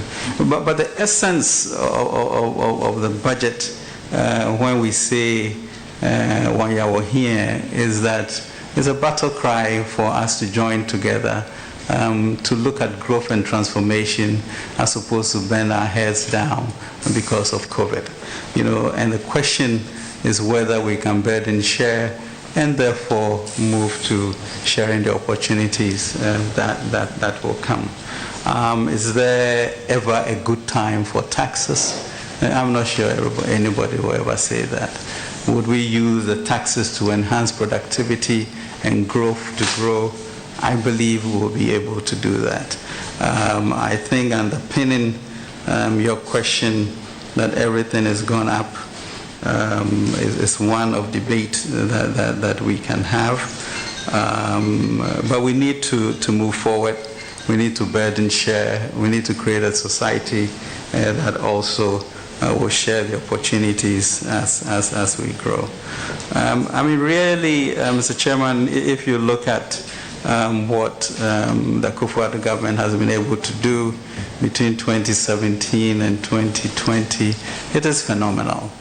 If we had not built up the resilience, I think COVID would have devastated us beyond what we are seeing. So we move forward together. We bring these new revenue measures in place. At the same time, of course, we did cancel income taxes for drivers, etc. And let's see how we create a sense of productivity and share in the growth that we expect to have. Mr. Chairman, my last question. Honorable nominee, this is very important to almost every MP here. In the Supreme Court ruling, Benjamin K. Podo Richukwashigan versus the Republic, the Supreme Court said total revenue includes revenue from cocoa, oil, and other taxes. And the Supreme Court said, under no circumstance should the 5% or not less than 5% release to the District Assembly's Common Fund should be touched. Why do you still exclude revenues from cocoa and oil in computing the 5% of total revenue for the District Assembly's Common Fund?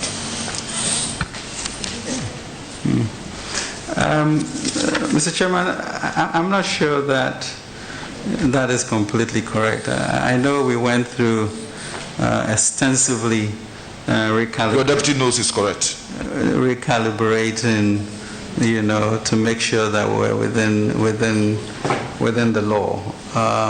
So, I mean, with your kind permission, we could sit with you and go through how we felt that we met the 5%. Our ministry will not be structuring transactions that will break the law.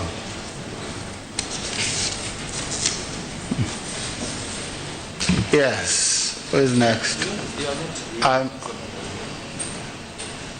Here. Mr. Minister, please. Your deputy represented you at a committee of the whole on these issues. She's not a member of this committee, but I don't know whether Mr. Chairman will relax the rules a little and But the truth of the matter is that she appeared before the committee of the whole on this issue, and she knows that we have, as a committee, we have interrogated her on this issue. The 5% released to the District Assembly's Common Fund does not include oil receipts, cocoa receipts. And we are asking, why are you going against the Supreme Court decision? Mr. Chairman, with due respect, I have offered for us to meet to ascertain whether this is true, and if there's any corrective measure to be done, we will do that. Very well. And for those who are ranking members and who may have to go to their committee meetings, I'll give you priority. Yes, Agaga, after that I'll come to you. Thank you, Chairman. Yeah, well. Honorable nominee, just to illuminate the question my colleague Nilante van der Poy asked, the case of Podo versus the Attorney General. The Supreme Court was very emphatic in interpreting Article 2522 of the Constitution. And in doing so, the Supreme Court held that the total revenues of this country includes petroleum revenues. And they related this directly to the Petroleum Revenue Management Act, which creates two funds, the Stabilization Fund and the Heritage Fund. Now, the Supreme Court's view was that whenever those funds become available to the central government, like we saw when you moved this August House for the cap on the Stabilization Fund to be reduced to 100 million, you received 200 million directly. And so per the Supreme Court's ruling, 5% of that amount was supposed to be paid into the coffers of the District Assembly's Common Fund. Now, that was not done. Additionally, if you also look at the 2020 budget, an amount of 1,300 million Ghana cedis was transferred from the Stabilization Fund. No, so 5% of this amount ought to have been paid into the coffers of the District Assembly's Common Fund per the Supreme Court's decision in Podo Richard Kwashiga versus the Attorney General. That was not done. There was non-compliance with the Supreme Court's decision. And this actually forced or compelled the lawyers for the two Honorable Podo and Kwashiga to write to your outfit in a letter dated April 30th, 2020, to call for compliance. This has not been done. Honorable Minister, why have you failed to comply with a decision of the Supreme Court in all this important landmark decision of our highest court, the highest court of the land?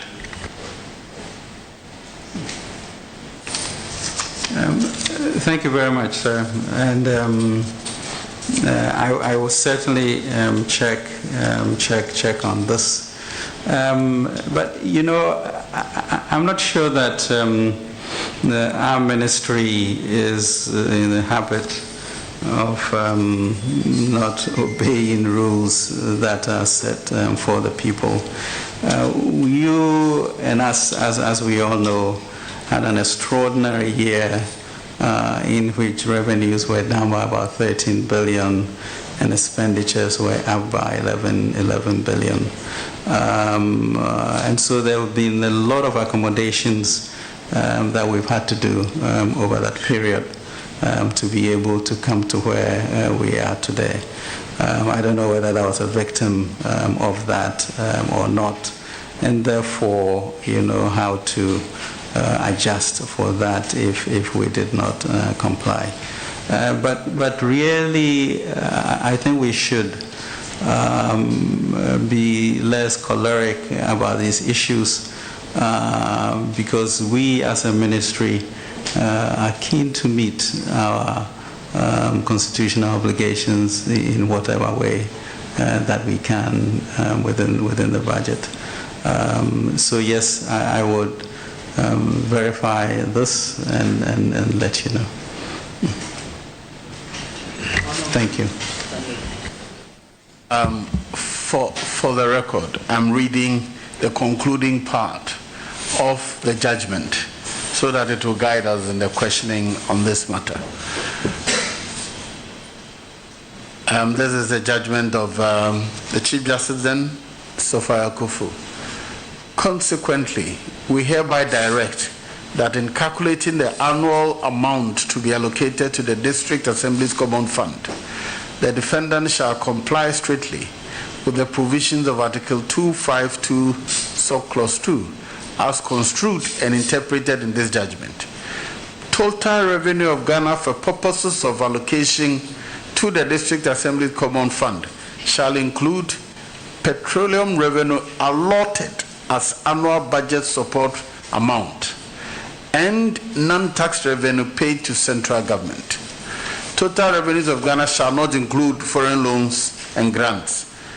petroleum receipts paid into Heritage and Stabilization Fund retained, IGF, and levies imposed by Parliament for specific purposes under an Act of Parliament. Honorable Minister, are you complying with this interpretation and directive of the Supreme Court? Mr. Chairman, we are. I mean, there might be a specific issue that has been mentioned right now that we'll examine. But certainly when we did our budget, I know we had about 2 or 3 sessions in the ministry going through the tenets of this ruling and how to make sure that we comply with it. Yes, you will. Thank you, Honorable Chairman. Honorable nominee, let me take you back to the Ejapa Minerals Royalties transaction. So far as that transaction is concerned, Honorable Minister, I'm sure you are aware by now that the former special prosecutor impugned the appointment of the transaction advisor Imara Holdings as having not complied with constitutional provisions and Article 1815 due to the fact that Imara Holdings is an international company. So he impugned the appointment of Imara in that regard.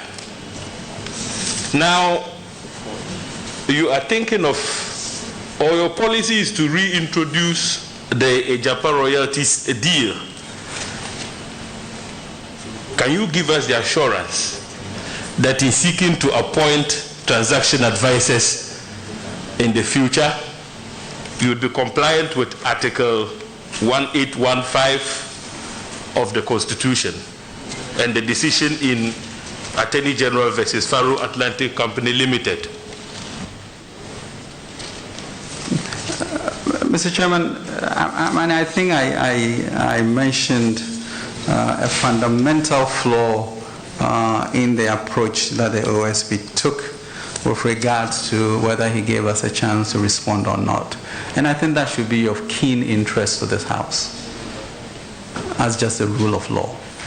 And so to then go on to accept, acknowledge a document in which your citizens were not able to give their views on that, I think it's something that we should not encourage. I do not feel that we broke any rule, and I think the AG will be able to give you a firm assessment of that. I think such conjectures, are inimical to growth, and it does not help the kind of freedom of policy orientation and innovation that will require for this country to grow. Mr. Chairman, if you consider that Ghana is the largest exporter of gold in Africa, and still this is the nature of our industry, I think it stands to pause that something different must be done. And something different must be done within the remits of our Constitution. And that is why we are resubmitting to find out the kinks. But I think the philosophy of trying to get more equity, trying to leverage our resources, is something that we should all consider and know that it's important for us to transform. And I do not believe that we broke any rules by the way in which the procurement was done. Mr. Chair, just a follow-up. Perhaps I may term it elucidation of some material fact. You see, Honorable Agaga had referred to Imara's involvement in the whole Ejapa and repeated the opinion of the special prosecutor to the effect that since that constituted an international entity. Government of Ghana's involvement in the amount of international transaction, and the ministry was in breach of Article 1815. But just for the record, what that opinion did not advert its mind to was the decision in Esebe-Yeboah versus ECG. And for the avoidance of doubt, in the Esebe-Yeboah, ECG and Cal Power were entered into an agreement, and government of Ghana even issued a residual guarantee. But the Supreme Court's position was, to the extent that it was the board of ECG that took that decision, notwithstanding government of Ghana's residual guarantee, that could not come under the remit of Article 1815. Therefore, the view that even Ejapa, by virtue of MIF being enacted by Parliament and being given the mandate to undertake transactions which included the Ejapa, it didn't even need to come to Parliament. So, Mr. Nominee, would you say that it is as a result of your desire in ensuring transparency that made the ministry even bring the Ejapa to Parliament in the first place? Would you say so, in view of the position of the Supreme Court in Esebe-Yeboah, which clearly had indicated that such a transaction per its board does not have to come to Parliament, you know?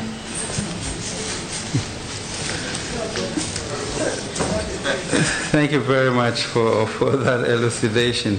I think what I would like really to establish is that in the mandate given me as Minister of Finance, I have no interest in breaching the Constitution. And therefore, in the same vein in which we did a transaction in February 2017 with regard to the 2.25 billion equivalent CDs, in which a whole brouhaha was raised, and we went through Shraj for us to be proven to be innocent. I think it is that mindset when I sit at the ministry that I think of protecting the public first and ensuring that this country moves forward. So I would really encourage some forbearance on that, because I think it sometimes poisons the public to think in a certain way, which then blunts innovation and creativity for the future. And I think we are lost for that. You look at cocoa, for example, in which we have been stuck in working within the 3 billion bucket of seed money, while the industry is 140 billion, and there has been no sit down really by us in this august house and politicians to relook at how we can gain more from that. Is problematic. But I think once these sort of accusations are brought, it is tiring, and it leaves one just doing the mundane. So let us as a people get into a narrative of questioning whether the current uses of our resources are the best way to use it, and find a way to get more equity into our system, but ensure that we follow the rules. Yes, you may continue. Honorable Chair, I want to clarify an issue here. My question relates with Imara, the transaction agreement, distinct from the mineral royalties deal, the Ejapa deal. The Ejapa was brought before Parliament. Parliament approved same. But the Imara holdings, which is a transaction agreement, The mandate agreement did not come. So that was the focus of my question, but let's make progress. Let's make progress. Yes, honorable nominee. I mean, I think, Mr. Chairman, there's also materiality. Okay. Honorable, please, that was not a question. He says you were declaring to ask. You asked his main question. Thank you, sir.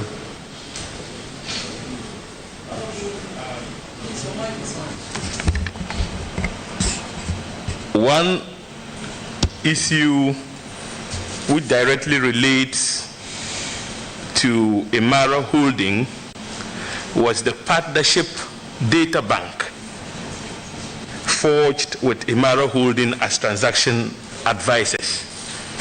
Now, many people got agitated with the involvement of data bank because of your previous association with data bank.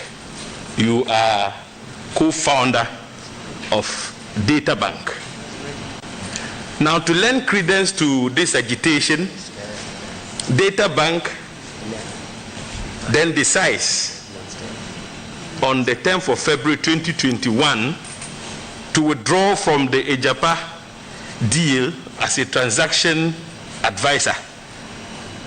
Some of the reasons data bank canvassed for its withdrawal was that some political actors sought to make capital out of their involvement as transaction advisor because of your status as a co-founder of data bank. Honorable nominee, with hindsight, would you say the participation or the involvement of data bank as a transaction advisor amounted to conflict of interest?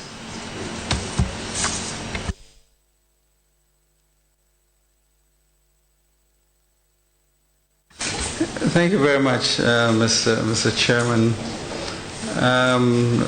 I think that's an area that I've already alluded to, that the House should be clear on passing the Act. But the question that really that we should debate, I know that in my capacity as a public service official, without being a director but co-owner of that company, I was not part of any decision making with regards to that. But I think we should be having, truly a broader discussion about Ghanaian enterprise, and therefore how independent and experienced entrepreneurs can join government at any point in time. So, Mr. Chairman, here is a company that is 30 years old. Here's a company that started with borrowing $25,000. Here's a company that started I guess, tantamount to a place you would not think an investment bank would start. But that's the resources a Ghanaian entrepreneur had to start that.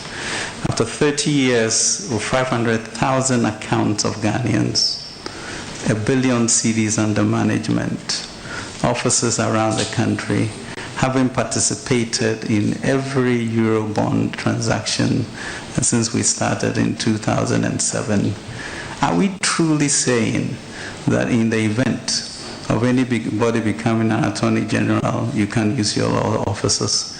In the event of being a finance minister? I think those are fundamental questions, and therefore, if the rules are clear on what you are talking about, I don't think we should encourage such cynicism, because it just goes to poison the environment and we may lose good. I don't think there was any conflict of interest straight away, because I was not part of the decision. I think the first-class nature of the institution speaks to itself. I think the Ghanaian entrepreneurial ingenuity that has brought it this far must be praised, and we should be encouraging our companies to grow so that we can begin to do the Eurobonds ourselves. Thank you. My last question. Honorable nominee, our country at the moment is faced with the threat of terrorism along our northern frontiers. This informed the decision of our national security outfit to publish a framework for the prevention and countering violent extremism and terrorism in Ghana. In addition to this, the Select Committee for Defense and Interior was briefed sometime late last year on the, if you like, work on a draft national security strategy. One of the highlights of the strategy and the framework for the prevention and countering violent extremism and terrorism in Ghana is the lack of funding for the security agencies of our state. Now, in the national security strategy itself, the Ministry of Finance is required to establish a peace and security fund to help equip our security agencies so that they can position themselves in a manner that would make it possible for them to protect us. I omitted to add that the Gulf of Guinea has been adjudged as the most dangerous sea in the world, and yet that is where our oil resources are located. Honorable Minister, if you're given the nomination, what strategies do you have to raise funding to equip our country's security agencies in the face of the threats that we are currently faced with? Thank you. Thank you very much, and that's truly an excellent question. Thank you.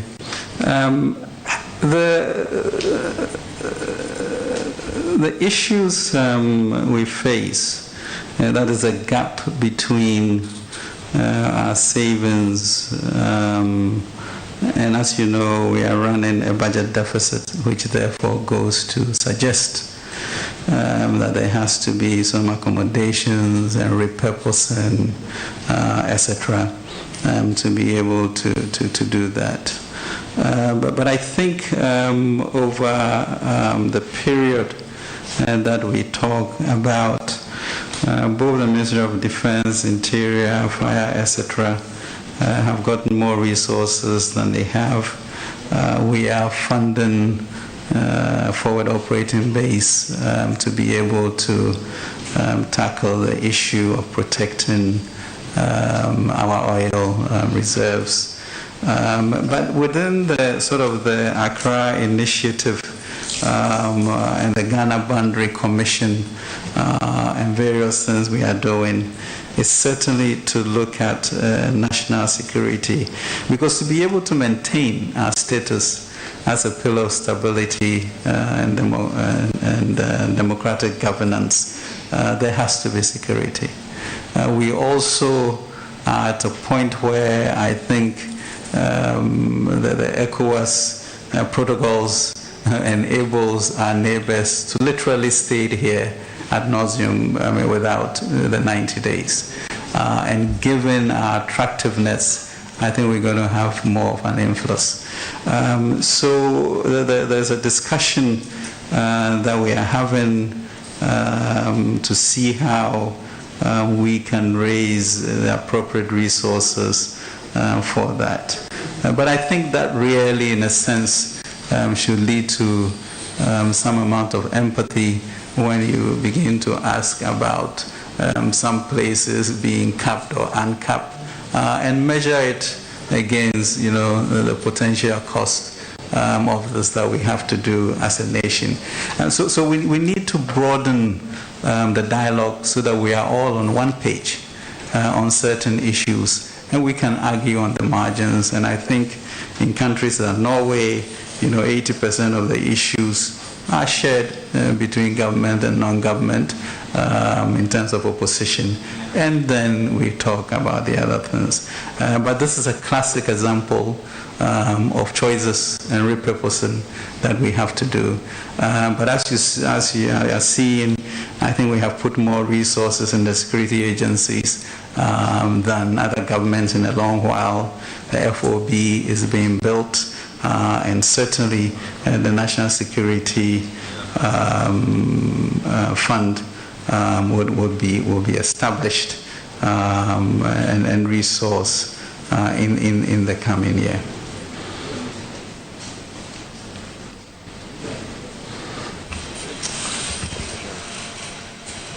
Yes. So you may ask your question.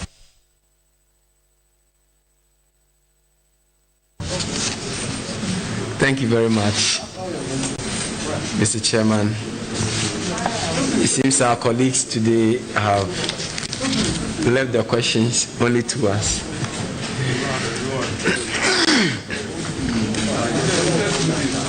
Honorable nominee,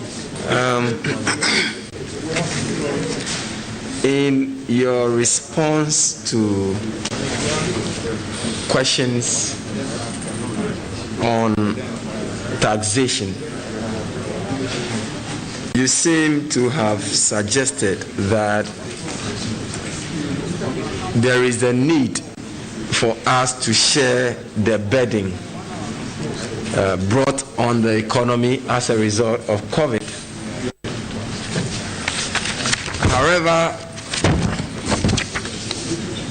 a careful analysis of various allocations to government machinery does not share in your suggestion. For example, I tried to look at the trends from 2016.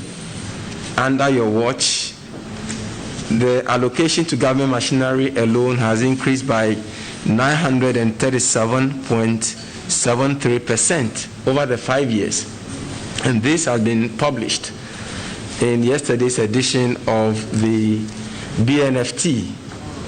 And quite apart from that, when you look at the allocations between 2020 and 2021,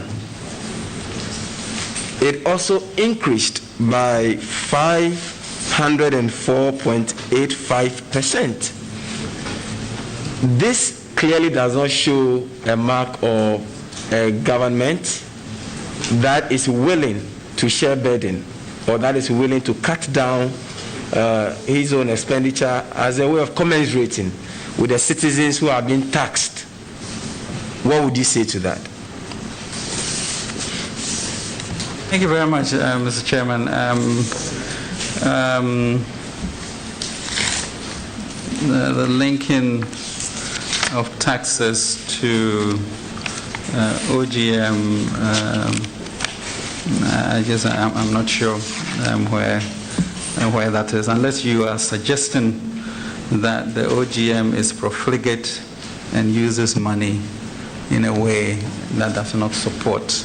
Not quite exactly. I'm only asking that with reference to what you said earlier, that the reasons for the introduction of the taxes is because we want to share the burden. But I'm saying that was as a policy, you are willing for people to cut down their expenditure and pay more in taxes.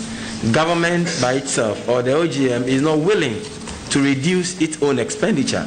And that is what I want you to respond to, Mr. Nominee. Yeah, I think maybe a deeper analysis may require us to understand the responsibilities or irresponsibilities that OGM has taken. Clearly, You can see the adjustments in the number of ministries that government is making, etc. So I think that would require some insight as opposed to isolated numbers as to exactly the increment in mandate and what it is that is happening. So yeah, I wouldn't, ascribe this to a disproportionate burden sharing as a policy, but truly, I think the burden sharing is something that we should all embrace and make sure that the transformation of our country goes on. But I would certainly examine that. Thank you. As a quick follow-up to that, you will recall that sometime in 2020, there were several other ministries that were run at the presidency. For example, we have the Intercity and Zongo Development Ministries, we have the Business Development Ministry, we have the Monitoring and Evaluation. All those ministries, as we speak now, are no more under the OGM, and yet your allocation is increasing.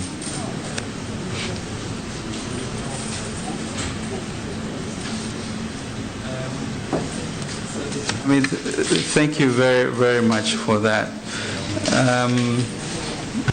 I think we should check our appendices for some of those. Yes, some of those are out, and certain other obligations, are being taken on.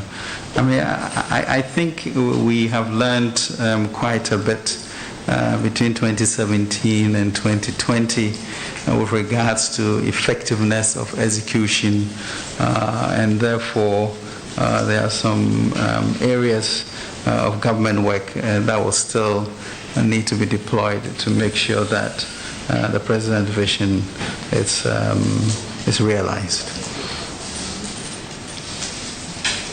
Honorable nominee, my second question was still. Oh no, it was a follow-up. It was just a follow-up.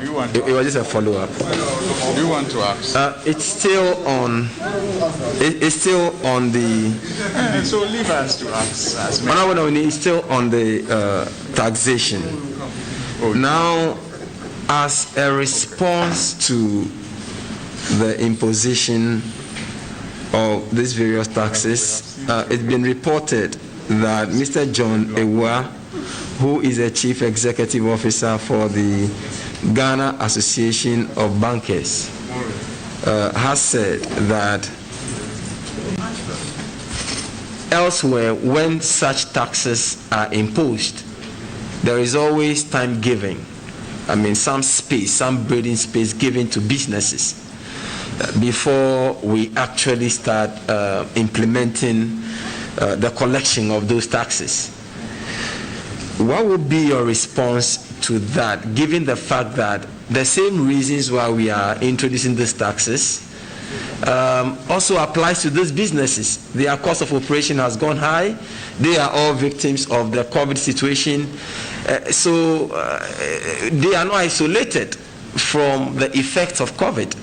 So how would you respond to that, and how do you take their concerns into consideration in dealing with the tax issue with businesses? Thank you very much. I think Mr. Ewa must know that usually when Parliament gives us a go-ahead for these, it doesn't take immediate action. So I'm not sure he's saying something new. And you also realize that we had a tax deductibility element for tourism and hotels, etc. So truly, I'm not sure, any citizen really has a lot more empathy than we have when we sit down and draw up the way forward for the nation, and therefore are very aware of the difficulties in industry, individuals, etc., before we put this together. Honorable nominee, the last but one question has to do with the banking sector. The banking sector cleansing. Many watchers have described the banking sector cleansing as not wholly fair and not wholly in utmost good faith. And citing one particular example with respect to Unibank. What about it? Honorable member, you know that the issues first they are pending court, it's pending before arbitration, and Parliament has set a committee to investigate that. Can we leave those matters for those committees so we don't make prejudicial comments, right? So can we ask another question? Very well considered. Well, I mean, the aspects that I was going to ask, I'm not sure would have prejudiced the outcome of that, but I concede, Honorable Chairman. Honorable nominee, in presenting the 2020 budget statement, and this statement was presented before Parliament. Mr. Chairman, could I take a bathroom break for 2 minutes?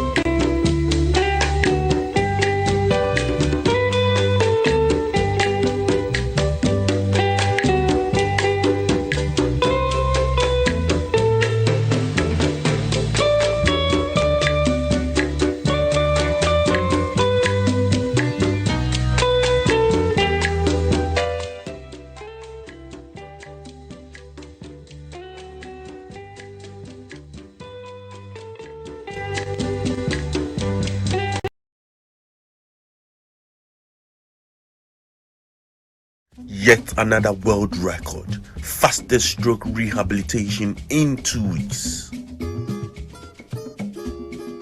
If I'm Lucy, do much. Oba, sorry. Nani we do not know feel by praises and worship. No back in na ba. As time goes on, who said do there be no otinasi. No, I say me na ba kwa shift. Na me na say I na me papa tinti na me share no. Asa ye biom. I'm trying me na sir. Said one after na me go from. And I'm sad na want me sorry. Also me find na ejuju. At once na no achia dida. And I'm my first of my say me yare. It is for by me sorry. Na so me to me sorry. Almost so me na kete me na. And me say na echifu. And I afraid ye papa bi onuso last year etunu say a stroke ronya stroke and patutu. Nti I know the direction. And I fast I dey back. Na ye buy no Sunday na ye buy no. Edimi to hit na mentimi nkasa mi kata menyewu na mentimi nanti na metwi mi na ne nsa nyina awofo ma no achia no achi no na ima me do mi no adom ye na doctor saw me seminanti. Into no nanti free doctor ho EDP ba ha. Mama too much because said I didn't see me, I may be buying now. And when I met me nanti, I am mama. 2 weeks we pen and me say me kwa sorry. Mako danga nyasa sasa nyakuko wa yebia man. Timi ko kura sorry mo. Asori fo nyina aye de obi aye de because mama obi a me nanti me kasa me kete ma wu me nyehwe. Na metimi ananti ni kasa ma tumi na fifie apa so de mo. Aye obi a ma timi kete no say me pese me danga me ase. Abra me say me danga me ase no. Obi a esu no credo na de wani wi. Oyiwa.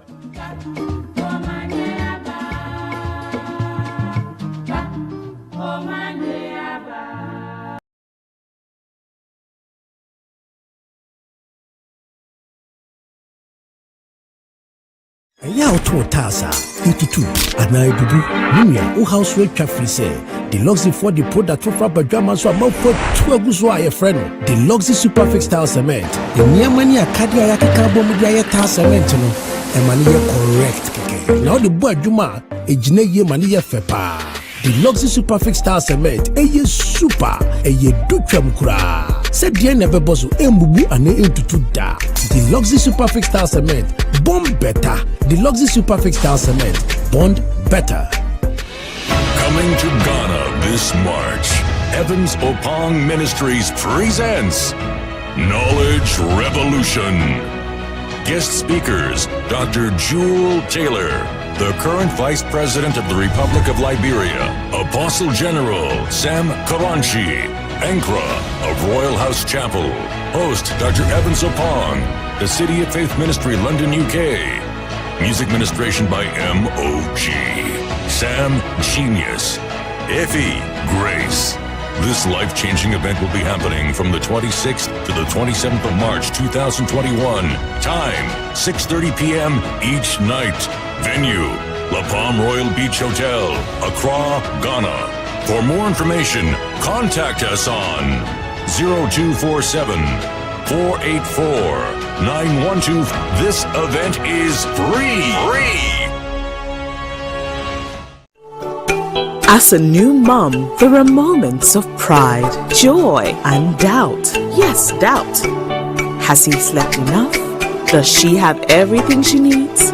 Does she have all the nutrition she deserves? Each bowl of Cerelac contains goodness that helps your child blossom. That's one less thing to worry about. Cerelac, it's all good, Mom. This advertisement has been vetted and approved by the FDA.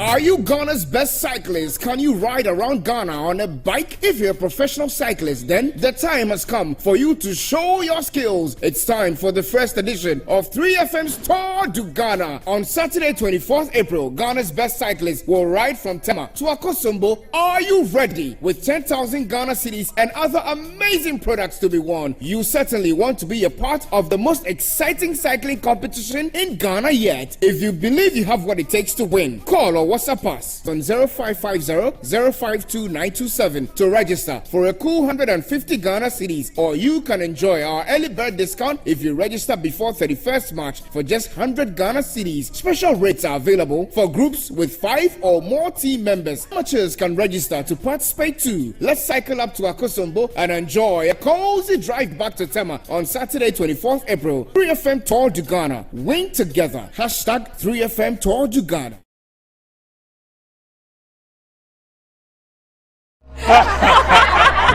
Hey, Papa, no. Hey, why is your friend at all? I was at the bar with my friend Ato. We had bet on the game and tensions were high. Now to say, Charlie, we could lose. So then I said, same day. I won 50,000. Then I just said, wait, we bet the same amount. How come I only got 9,000? Now I asked, yo, you didn't bet to Bet Planet? Wait. He didn't bet to Bet Planet? I didn't bet to Bet Planet. Then the bartender said, Ato, you suck, oh, sharp. I go take all my money. Then I just said, all your money? That was quick, oh. It's betting people say, come for yours tomorrow. We went the next day and they said, come for the rest tomorrow. For the best odds, biggest wins, and fastest payouts, choose Bet Planet. So Ato, where you there? I still take you inside. This advert has been vetted and approved by the Gaming Commission of Ghana. Bet responsibly, not for persons below the age of 18. Impressor oil na capsules kura ahwode nura eboa eyi yawa enam sasabro usisi wachiri bremo ne afe waposo nyina free ni padua no mu impressor capsules kra ahoden a etumi boa esiesie no mpa eho akokwa nea ntokro de demu ene afe waposo gregira awewie no nyina esiesie no ema no ahoden foforo kra wope eduru a obetumi de wo ho atoso na ayi wo honam ya wo nyina ade a ene impressor ne eduru a wona owo yefunu yade mpo etumi no mbie se wonom impressor capsules na wo di impressor oil twitwi bia eye wo ya no a ene wato adi ya wo bedwane entem so kra wope impressor capsule ne oil ibi ato a ko pharmacy licensed chemical shop ana herbal shop a eben wo mu etufo mfre Ayona Pharmacy Limited, our 0553-134-185 and our 0243-123-224. Impressor, Yao Big Johnny. Every Ajadi and Kratoimu Ajia to Muse. Nido Fortigrow contains essential nutrients to help your child, body and mind ready for school. I know he's ready because the love I give him grows with him. This advertisement has been vetted and approved. The COVID-19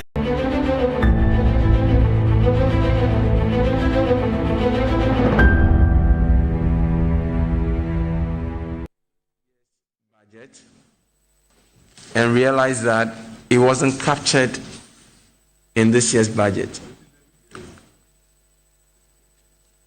My question is, are you really committed to this project? And if you are, what is the current status of that project?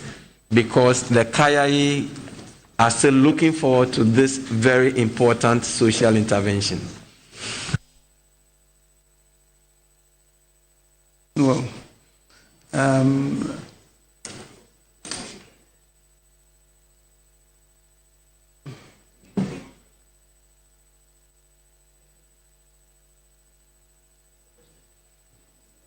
what is that? Yeah, the Honourable Minister, we're waiting for you. Yeah. Yeah.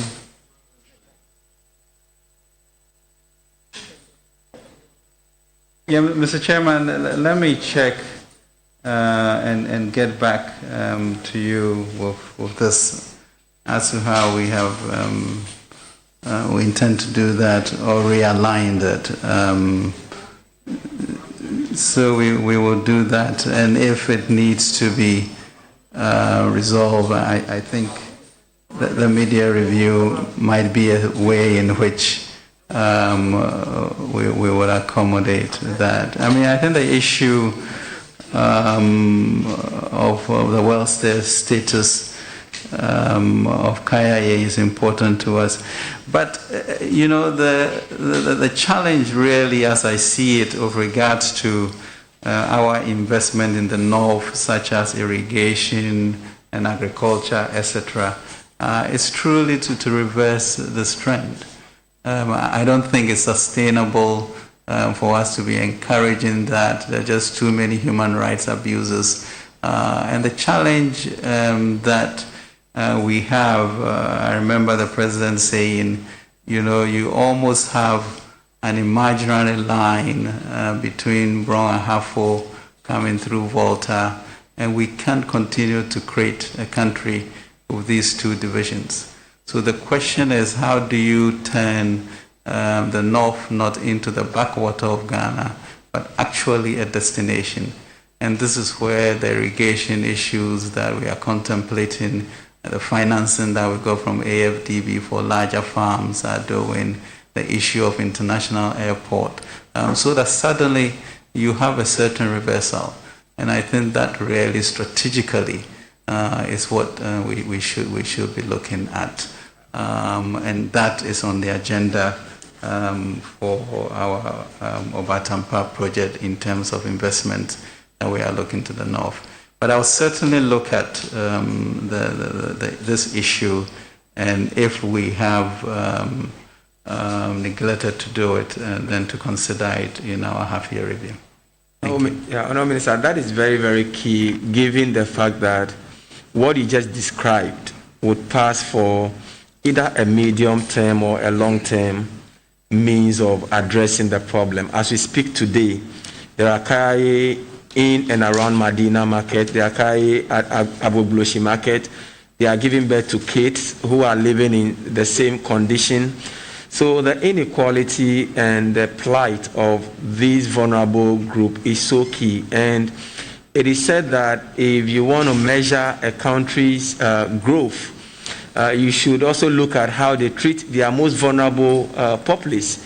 And I think these people need some closer attention when you eventually get a nod. No, thank you very much. I think, Mr. Chairman, when you look at the MPP as a right to center government, the key issues are human capital. In as much as you talk about it, it's the people that do that. And we as a government has invested in human capital, I believe, more than any other government. When you look at the free SHS, you look at planting for food, you look at LEAP, you look at school feeding, clearly that suggests a government with keen empathy to build its future. So we are no less, concerned about that. And sometimes I feel that people are preaching to us while the statistics really indicate that our concern, budget allocation to these areas have been greater than most people. Yes. John, you wanted to ask a question relating to? I wanted to provide some information on the KIA project and to assist the nominee. Well, if you couch it in such a way as that to a question, then fine. Otherwise, that for information, you share it before here.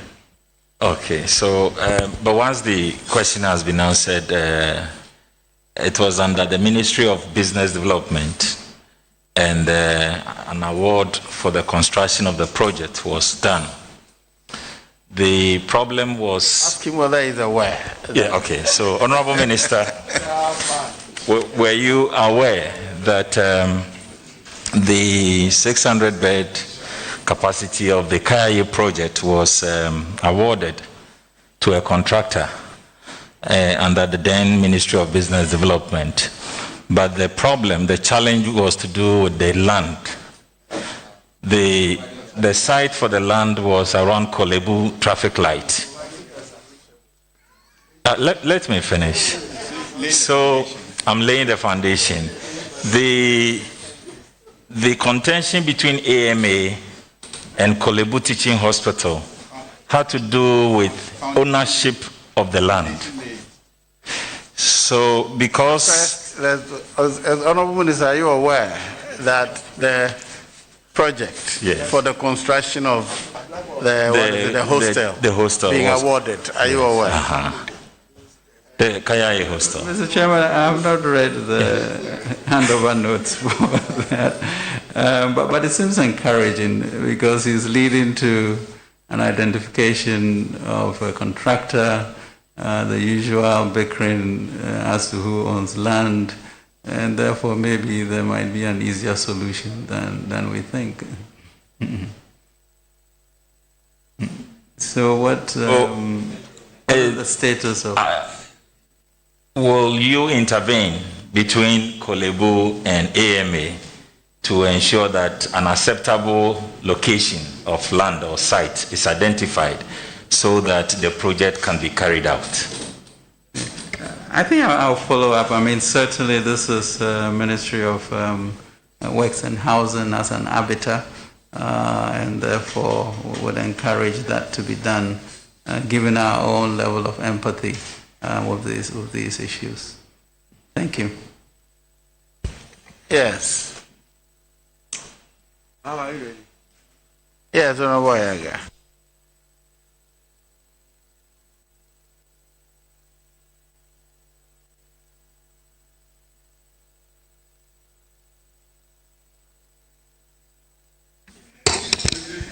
Thank you very much, Mr.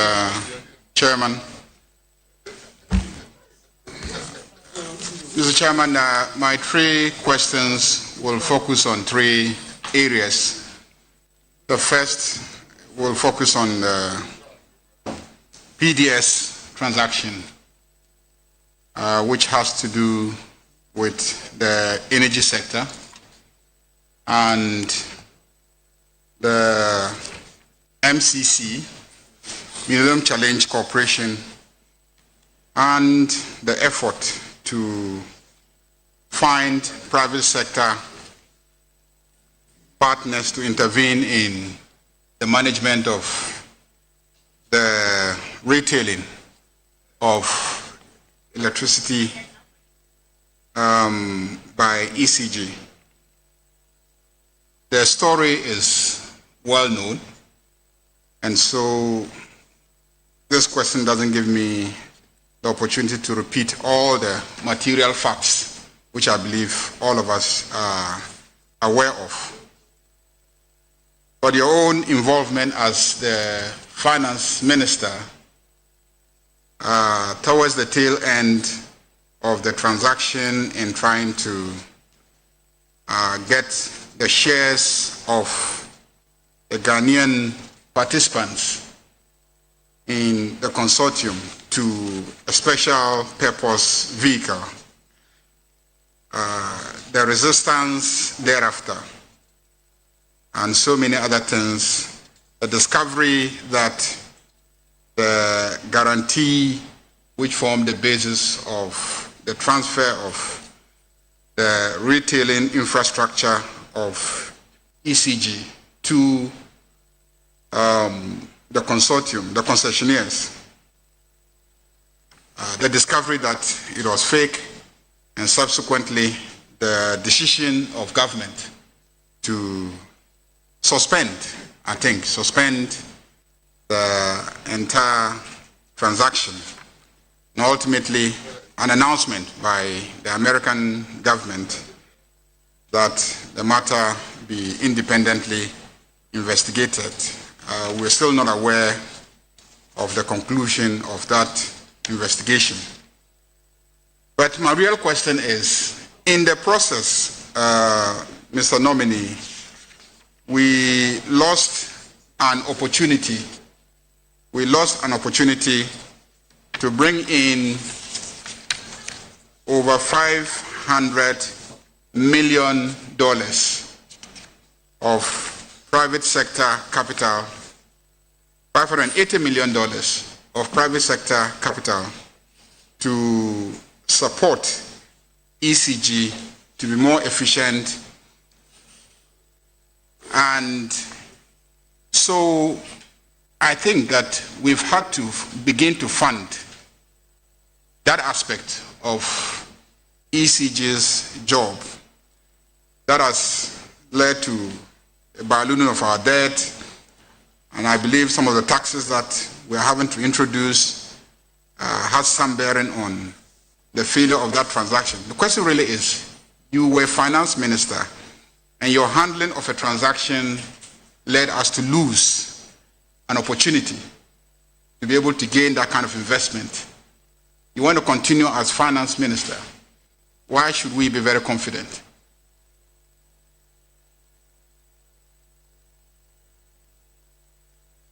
Thank you very much indeed. I think that's an excellent question. I think really we should premise this whole situation with an asset base and a security issue that is worth maybe $4 billion or dollars or so in terms of the value of what we were transferring.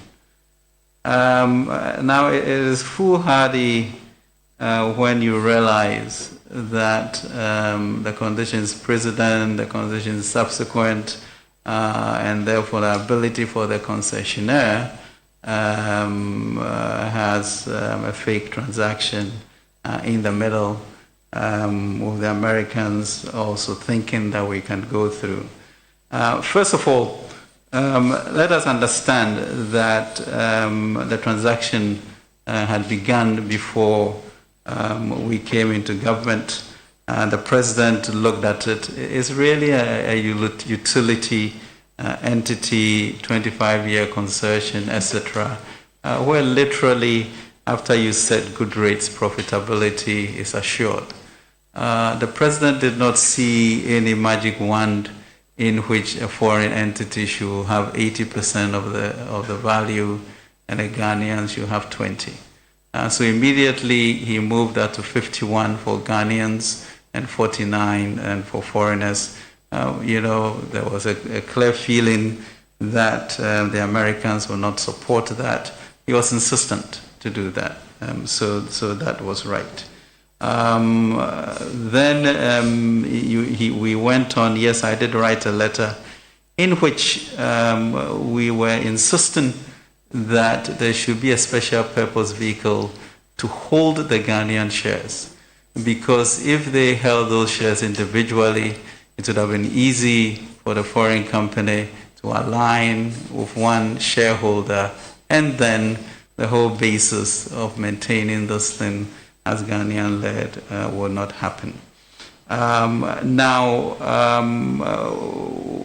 There were, I think, 3 companies left, BSC, Meralco, and EDF from France. BSC was disqualified on the basis of non-disclosure. It was a Chinese firm, American money. EDF, I think, was not happy with the Ghanaian dominance of that. And then Meralco turning into BTS had their Ghanaian shareholders.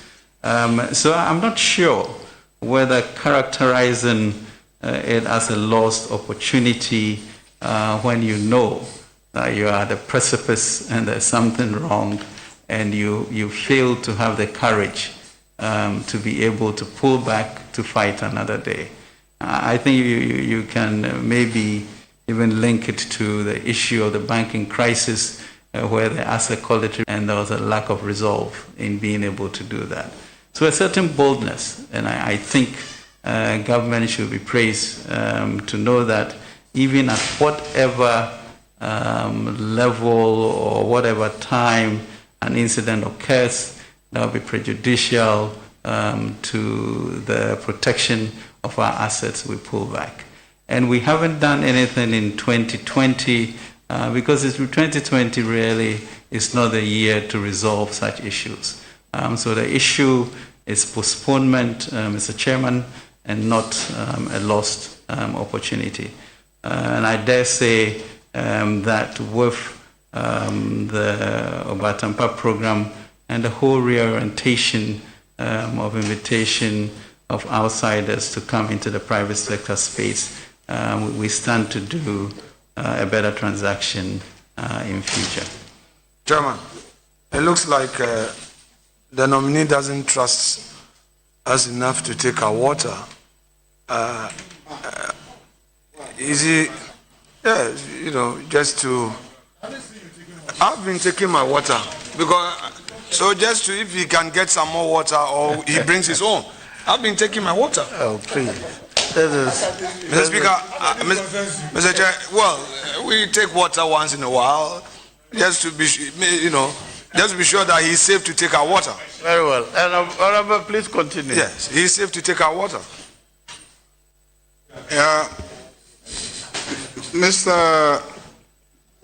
Minister nominee, the question really is, you had absolute control over the management of the transaction, i.e. Government of Ghana and MCC Corporation, which was passed pursuant an act of Parliament of Ghana, a subsidiary. You took over the project. You decided to realign the shareholding. Changing it from 49-51 is definitely praiseworthy. So you were praised for doing that. But you haven't been able to implement the transaction. That's the point. Why would we praise you? Because a transaction that you were absolutely in control of ran into a crisis, threatened to lose us a strategic asset, You pull the plug, and then you want us to praise you. How is that? Mr. Chairman, I'm a little confused. I'm a little confused because I think your deep knowledge of this transaction asserted that there was something fake about the guarantee that was coming. So as you look at such a strategic asset, security implications, it's, you put runners on the field and one jump starts and run, and you say that you, the referee, have failed. I don't know that. And I think it should be quite clear, as you said, that yes, we changed it from 80 to 51, and that was a good thing for us. We looked at the non-compliance of the conditions subsequent, and it wasn't clear that it was going to happen. And we had the courage to pull. I think that is good. Do we have time to redo it? Yes. Is the 580 million or more lost? We don't know that for a fact. I think we are in a better situation to reassess and come back to market. So that would be my characterization of a government that really protects its assets. Now I have one on PDS. Chairman, if you tolerated me, Minister, PDS, just as the Honorable Ayarga have observed, we lost a golden opportunity to allow for private participation in the operations of ECG and to allow for new impetus that allowed for more efficiency in the delivery of their services, apart from the $190 million that are lost. My follow-up is two. You have an idea what the state of the PDS account is and how much is in the account and whether there's been any reconciliation of the account with PDS. Then related to it, Chairman, is did you ever officially write to PDS and give them an opportunity to correct any of the matters that were brought to your attention relating to fraud in terms of their bank guarantee? Thank you, Chair. Mr. Chairman, the issues of PDS to a certain degree are in court. And I'm sure we will resolve those, at the appropriate time. But I think we did the right thing. I'm not sure that any Ghanaian should be having much empathy for them not being able to meet their conditions subsequent, and that is a good thing that we have it back in our fold to be able to come back another day in the way with the learnings that we have had and going forward.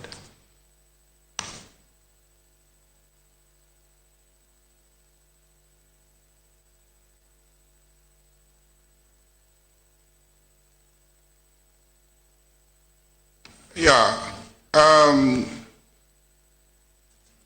Mr. Nominee, similarly, in the famously Ajapa deal, the gold royalties monetization transaction, the gold royalties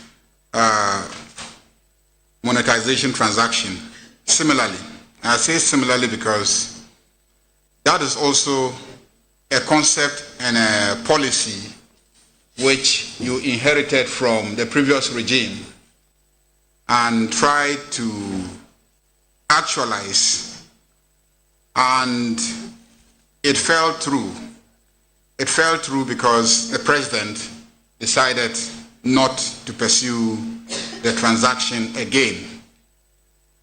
When it has been discussed, it tends to revolve around an opinion written by Martin Amidu and you've variously tried to say, look, Martin's opinion was written without regard to the right of your team to a fair hearing on the issues that he tried to raise. Granted that.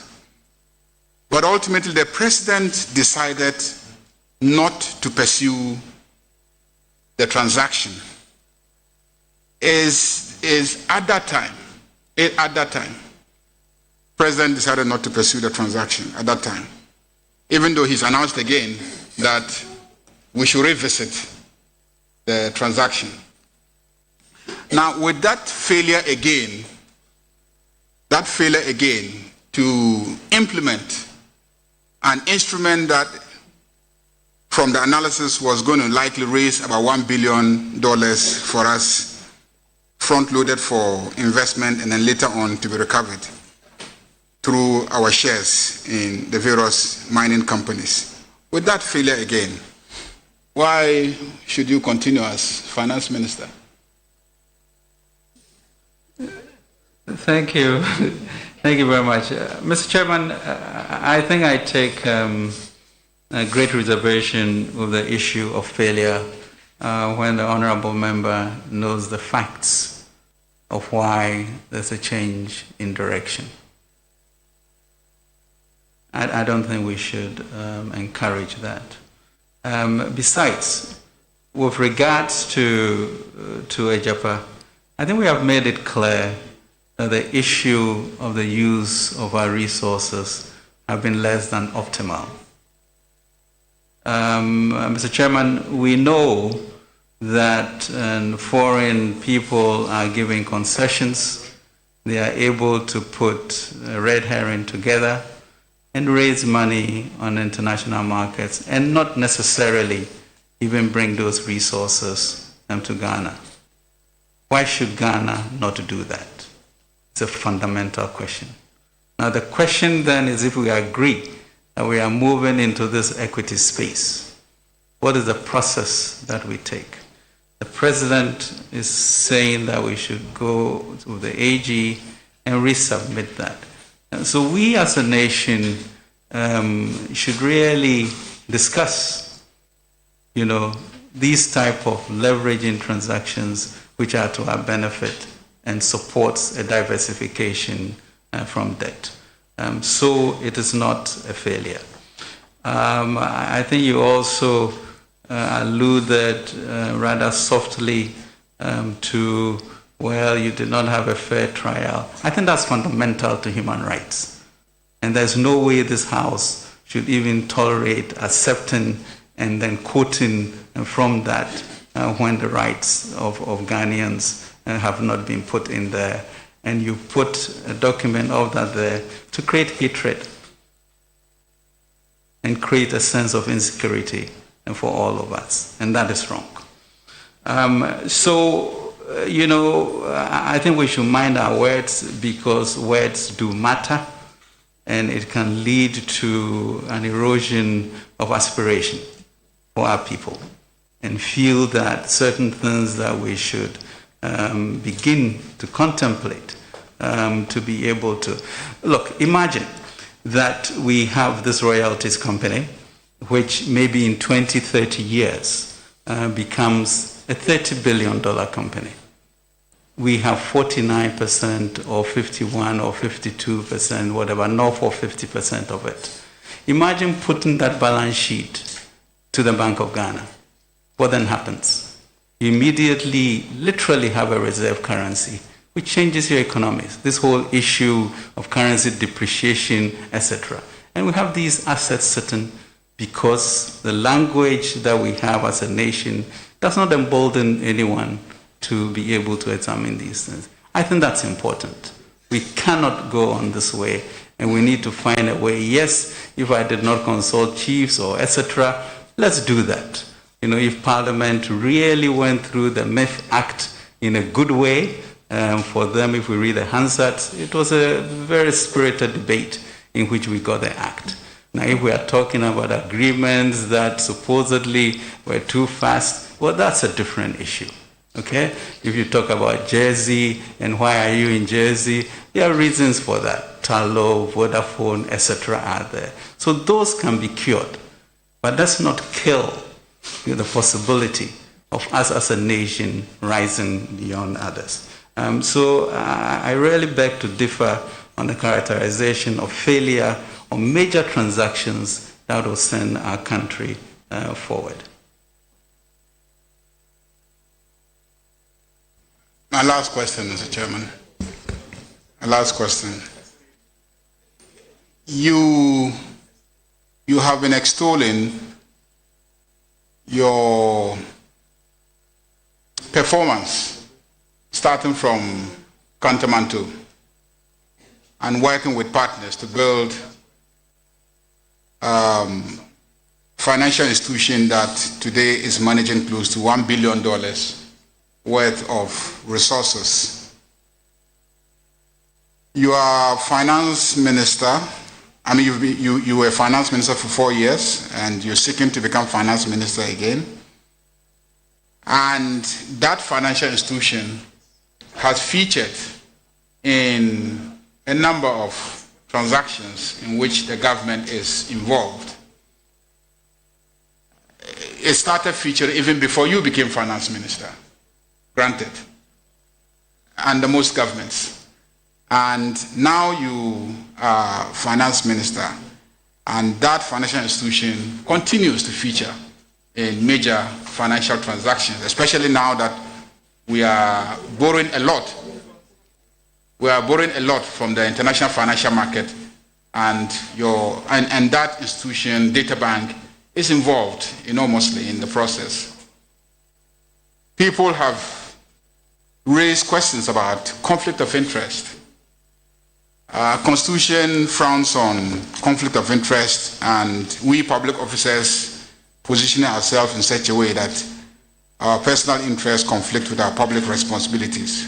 Can you brief us on how you are managing your relationship with the financial institution in such a way that the perception of a likelihood of conflict of interest is demystified and addressed in people's minds? Yeah. Thank you very much for this opportunity. I think it's it's a problem that, of course, may be taken advantage of, or you may look at the minister and know that such is not the way in which he operates. But I think in the end, Honorable Chair, I think it's up to Parliament to get our Public Services Act or something passed so that there's clarity on that. U.S. investment bankers are usually chosen as Treasury secretaries, etc. So the problem will continue in which expertise outside of the political cycle may be invited to the finance ministry, and we need to protect and encourage such international expertise. I suspect if we look at what the ministry has done with regards to enhancing our ratings, reducing the interest rates when we go to the Eurobond market, that's just phenomenal savings that are relevant. So I think it's a responsibility of the House to really protect that ministry and encourage experts to participate. But the issue that you have raised, for example, if Parliament was telling the world that, look, these guys have been doing this since 2007, we were first to do it, they've done it with every government, then it's a non-issue.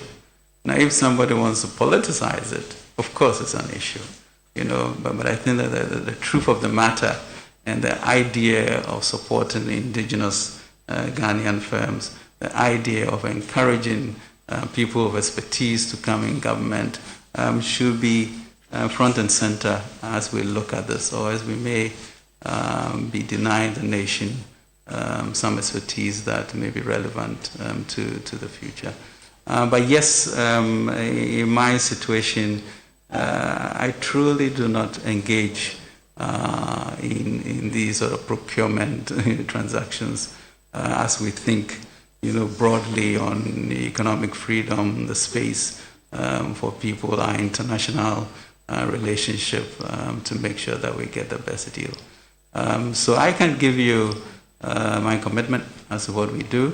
I certainly have not been on the boards of data banks since maybe 2014 or 2012, retired from that. But, I think we built two great companies and would encourage people to do that.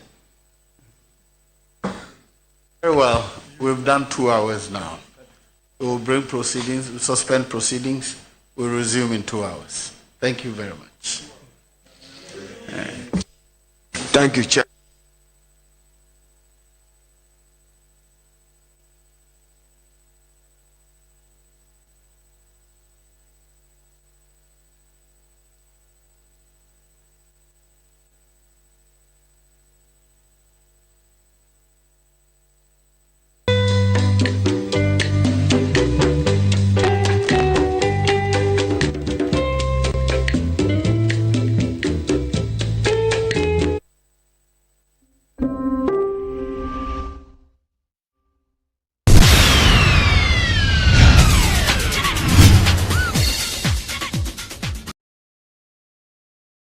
Our nation is ever changing. From unanticipated global challenges to uncertain domestic issues. Now more than ever, we need voices we can trust. To ask the questions many fear to ask. To seek out the stories that matter to you. To bring you the full picture.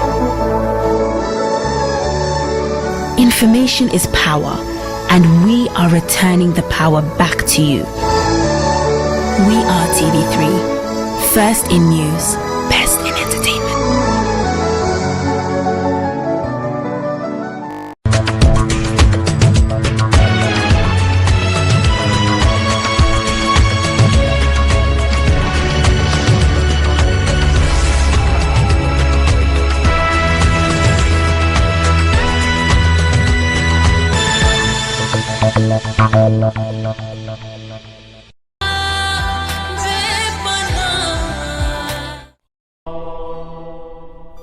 Pooja had decided to go back to Aditya.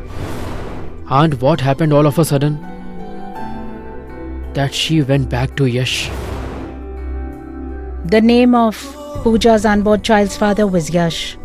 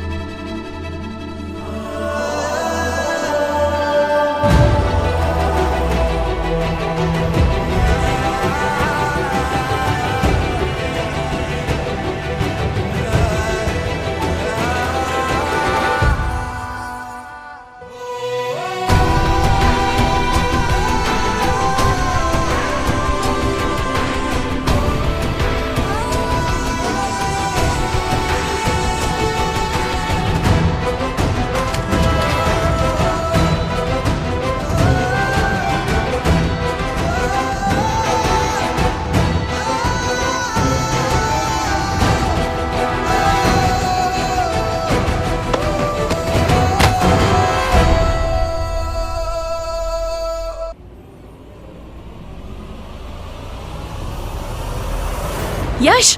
Yash! Yash, have a look at this. You remember Mariam? My aunt's daughter? Today is the first birthday of her son. So I have bought this for him. How's it? A gift worth 8,000 for a 1-year-old kid. Zoya, he doesn't even know what toy this is. He'll get bored in some time. Yash, so what? Yash, you don't know anything about today's kids. They just like expensive things. And he is Zoya Arora's nephew. He should get the best toy, and that too from the best toy store. Right? Now tell me, is this one good or not? Zoya, it's good. It's really nice, okay? Yash, hold on. Do you know, when I went to the toy store, I experienced a strange rush of happiness. I was just imagining that what all things I would purchase when we will have our kids. Actually, you know, I wish very strongly that we will have not one, two. No, not even two, three. Three cute, sweet, doll-like daughters. Okay, and then I'll purchase expensive and beautiful frocks for them, and I'll even purchase matching headbands, okay? We will make one daughter a little princess, our second daughter will be a fairy, a cute little fairy, and our third daughter, what should we do with the third one? Make her intelligent. Yash, come on. Zoya, you are crazy. Yes, I am. Listen, we'll decide once we'll have kids, not right now. I'm getting late for a meeting. I'll leave now. I'll call you in some... We will have kids sooner or later, but we will surely have them. Right? Because our life wouldn't be complete without kids, Yash. Our family will be incomplete, Yash. Right?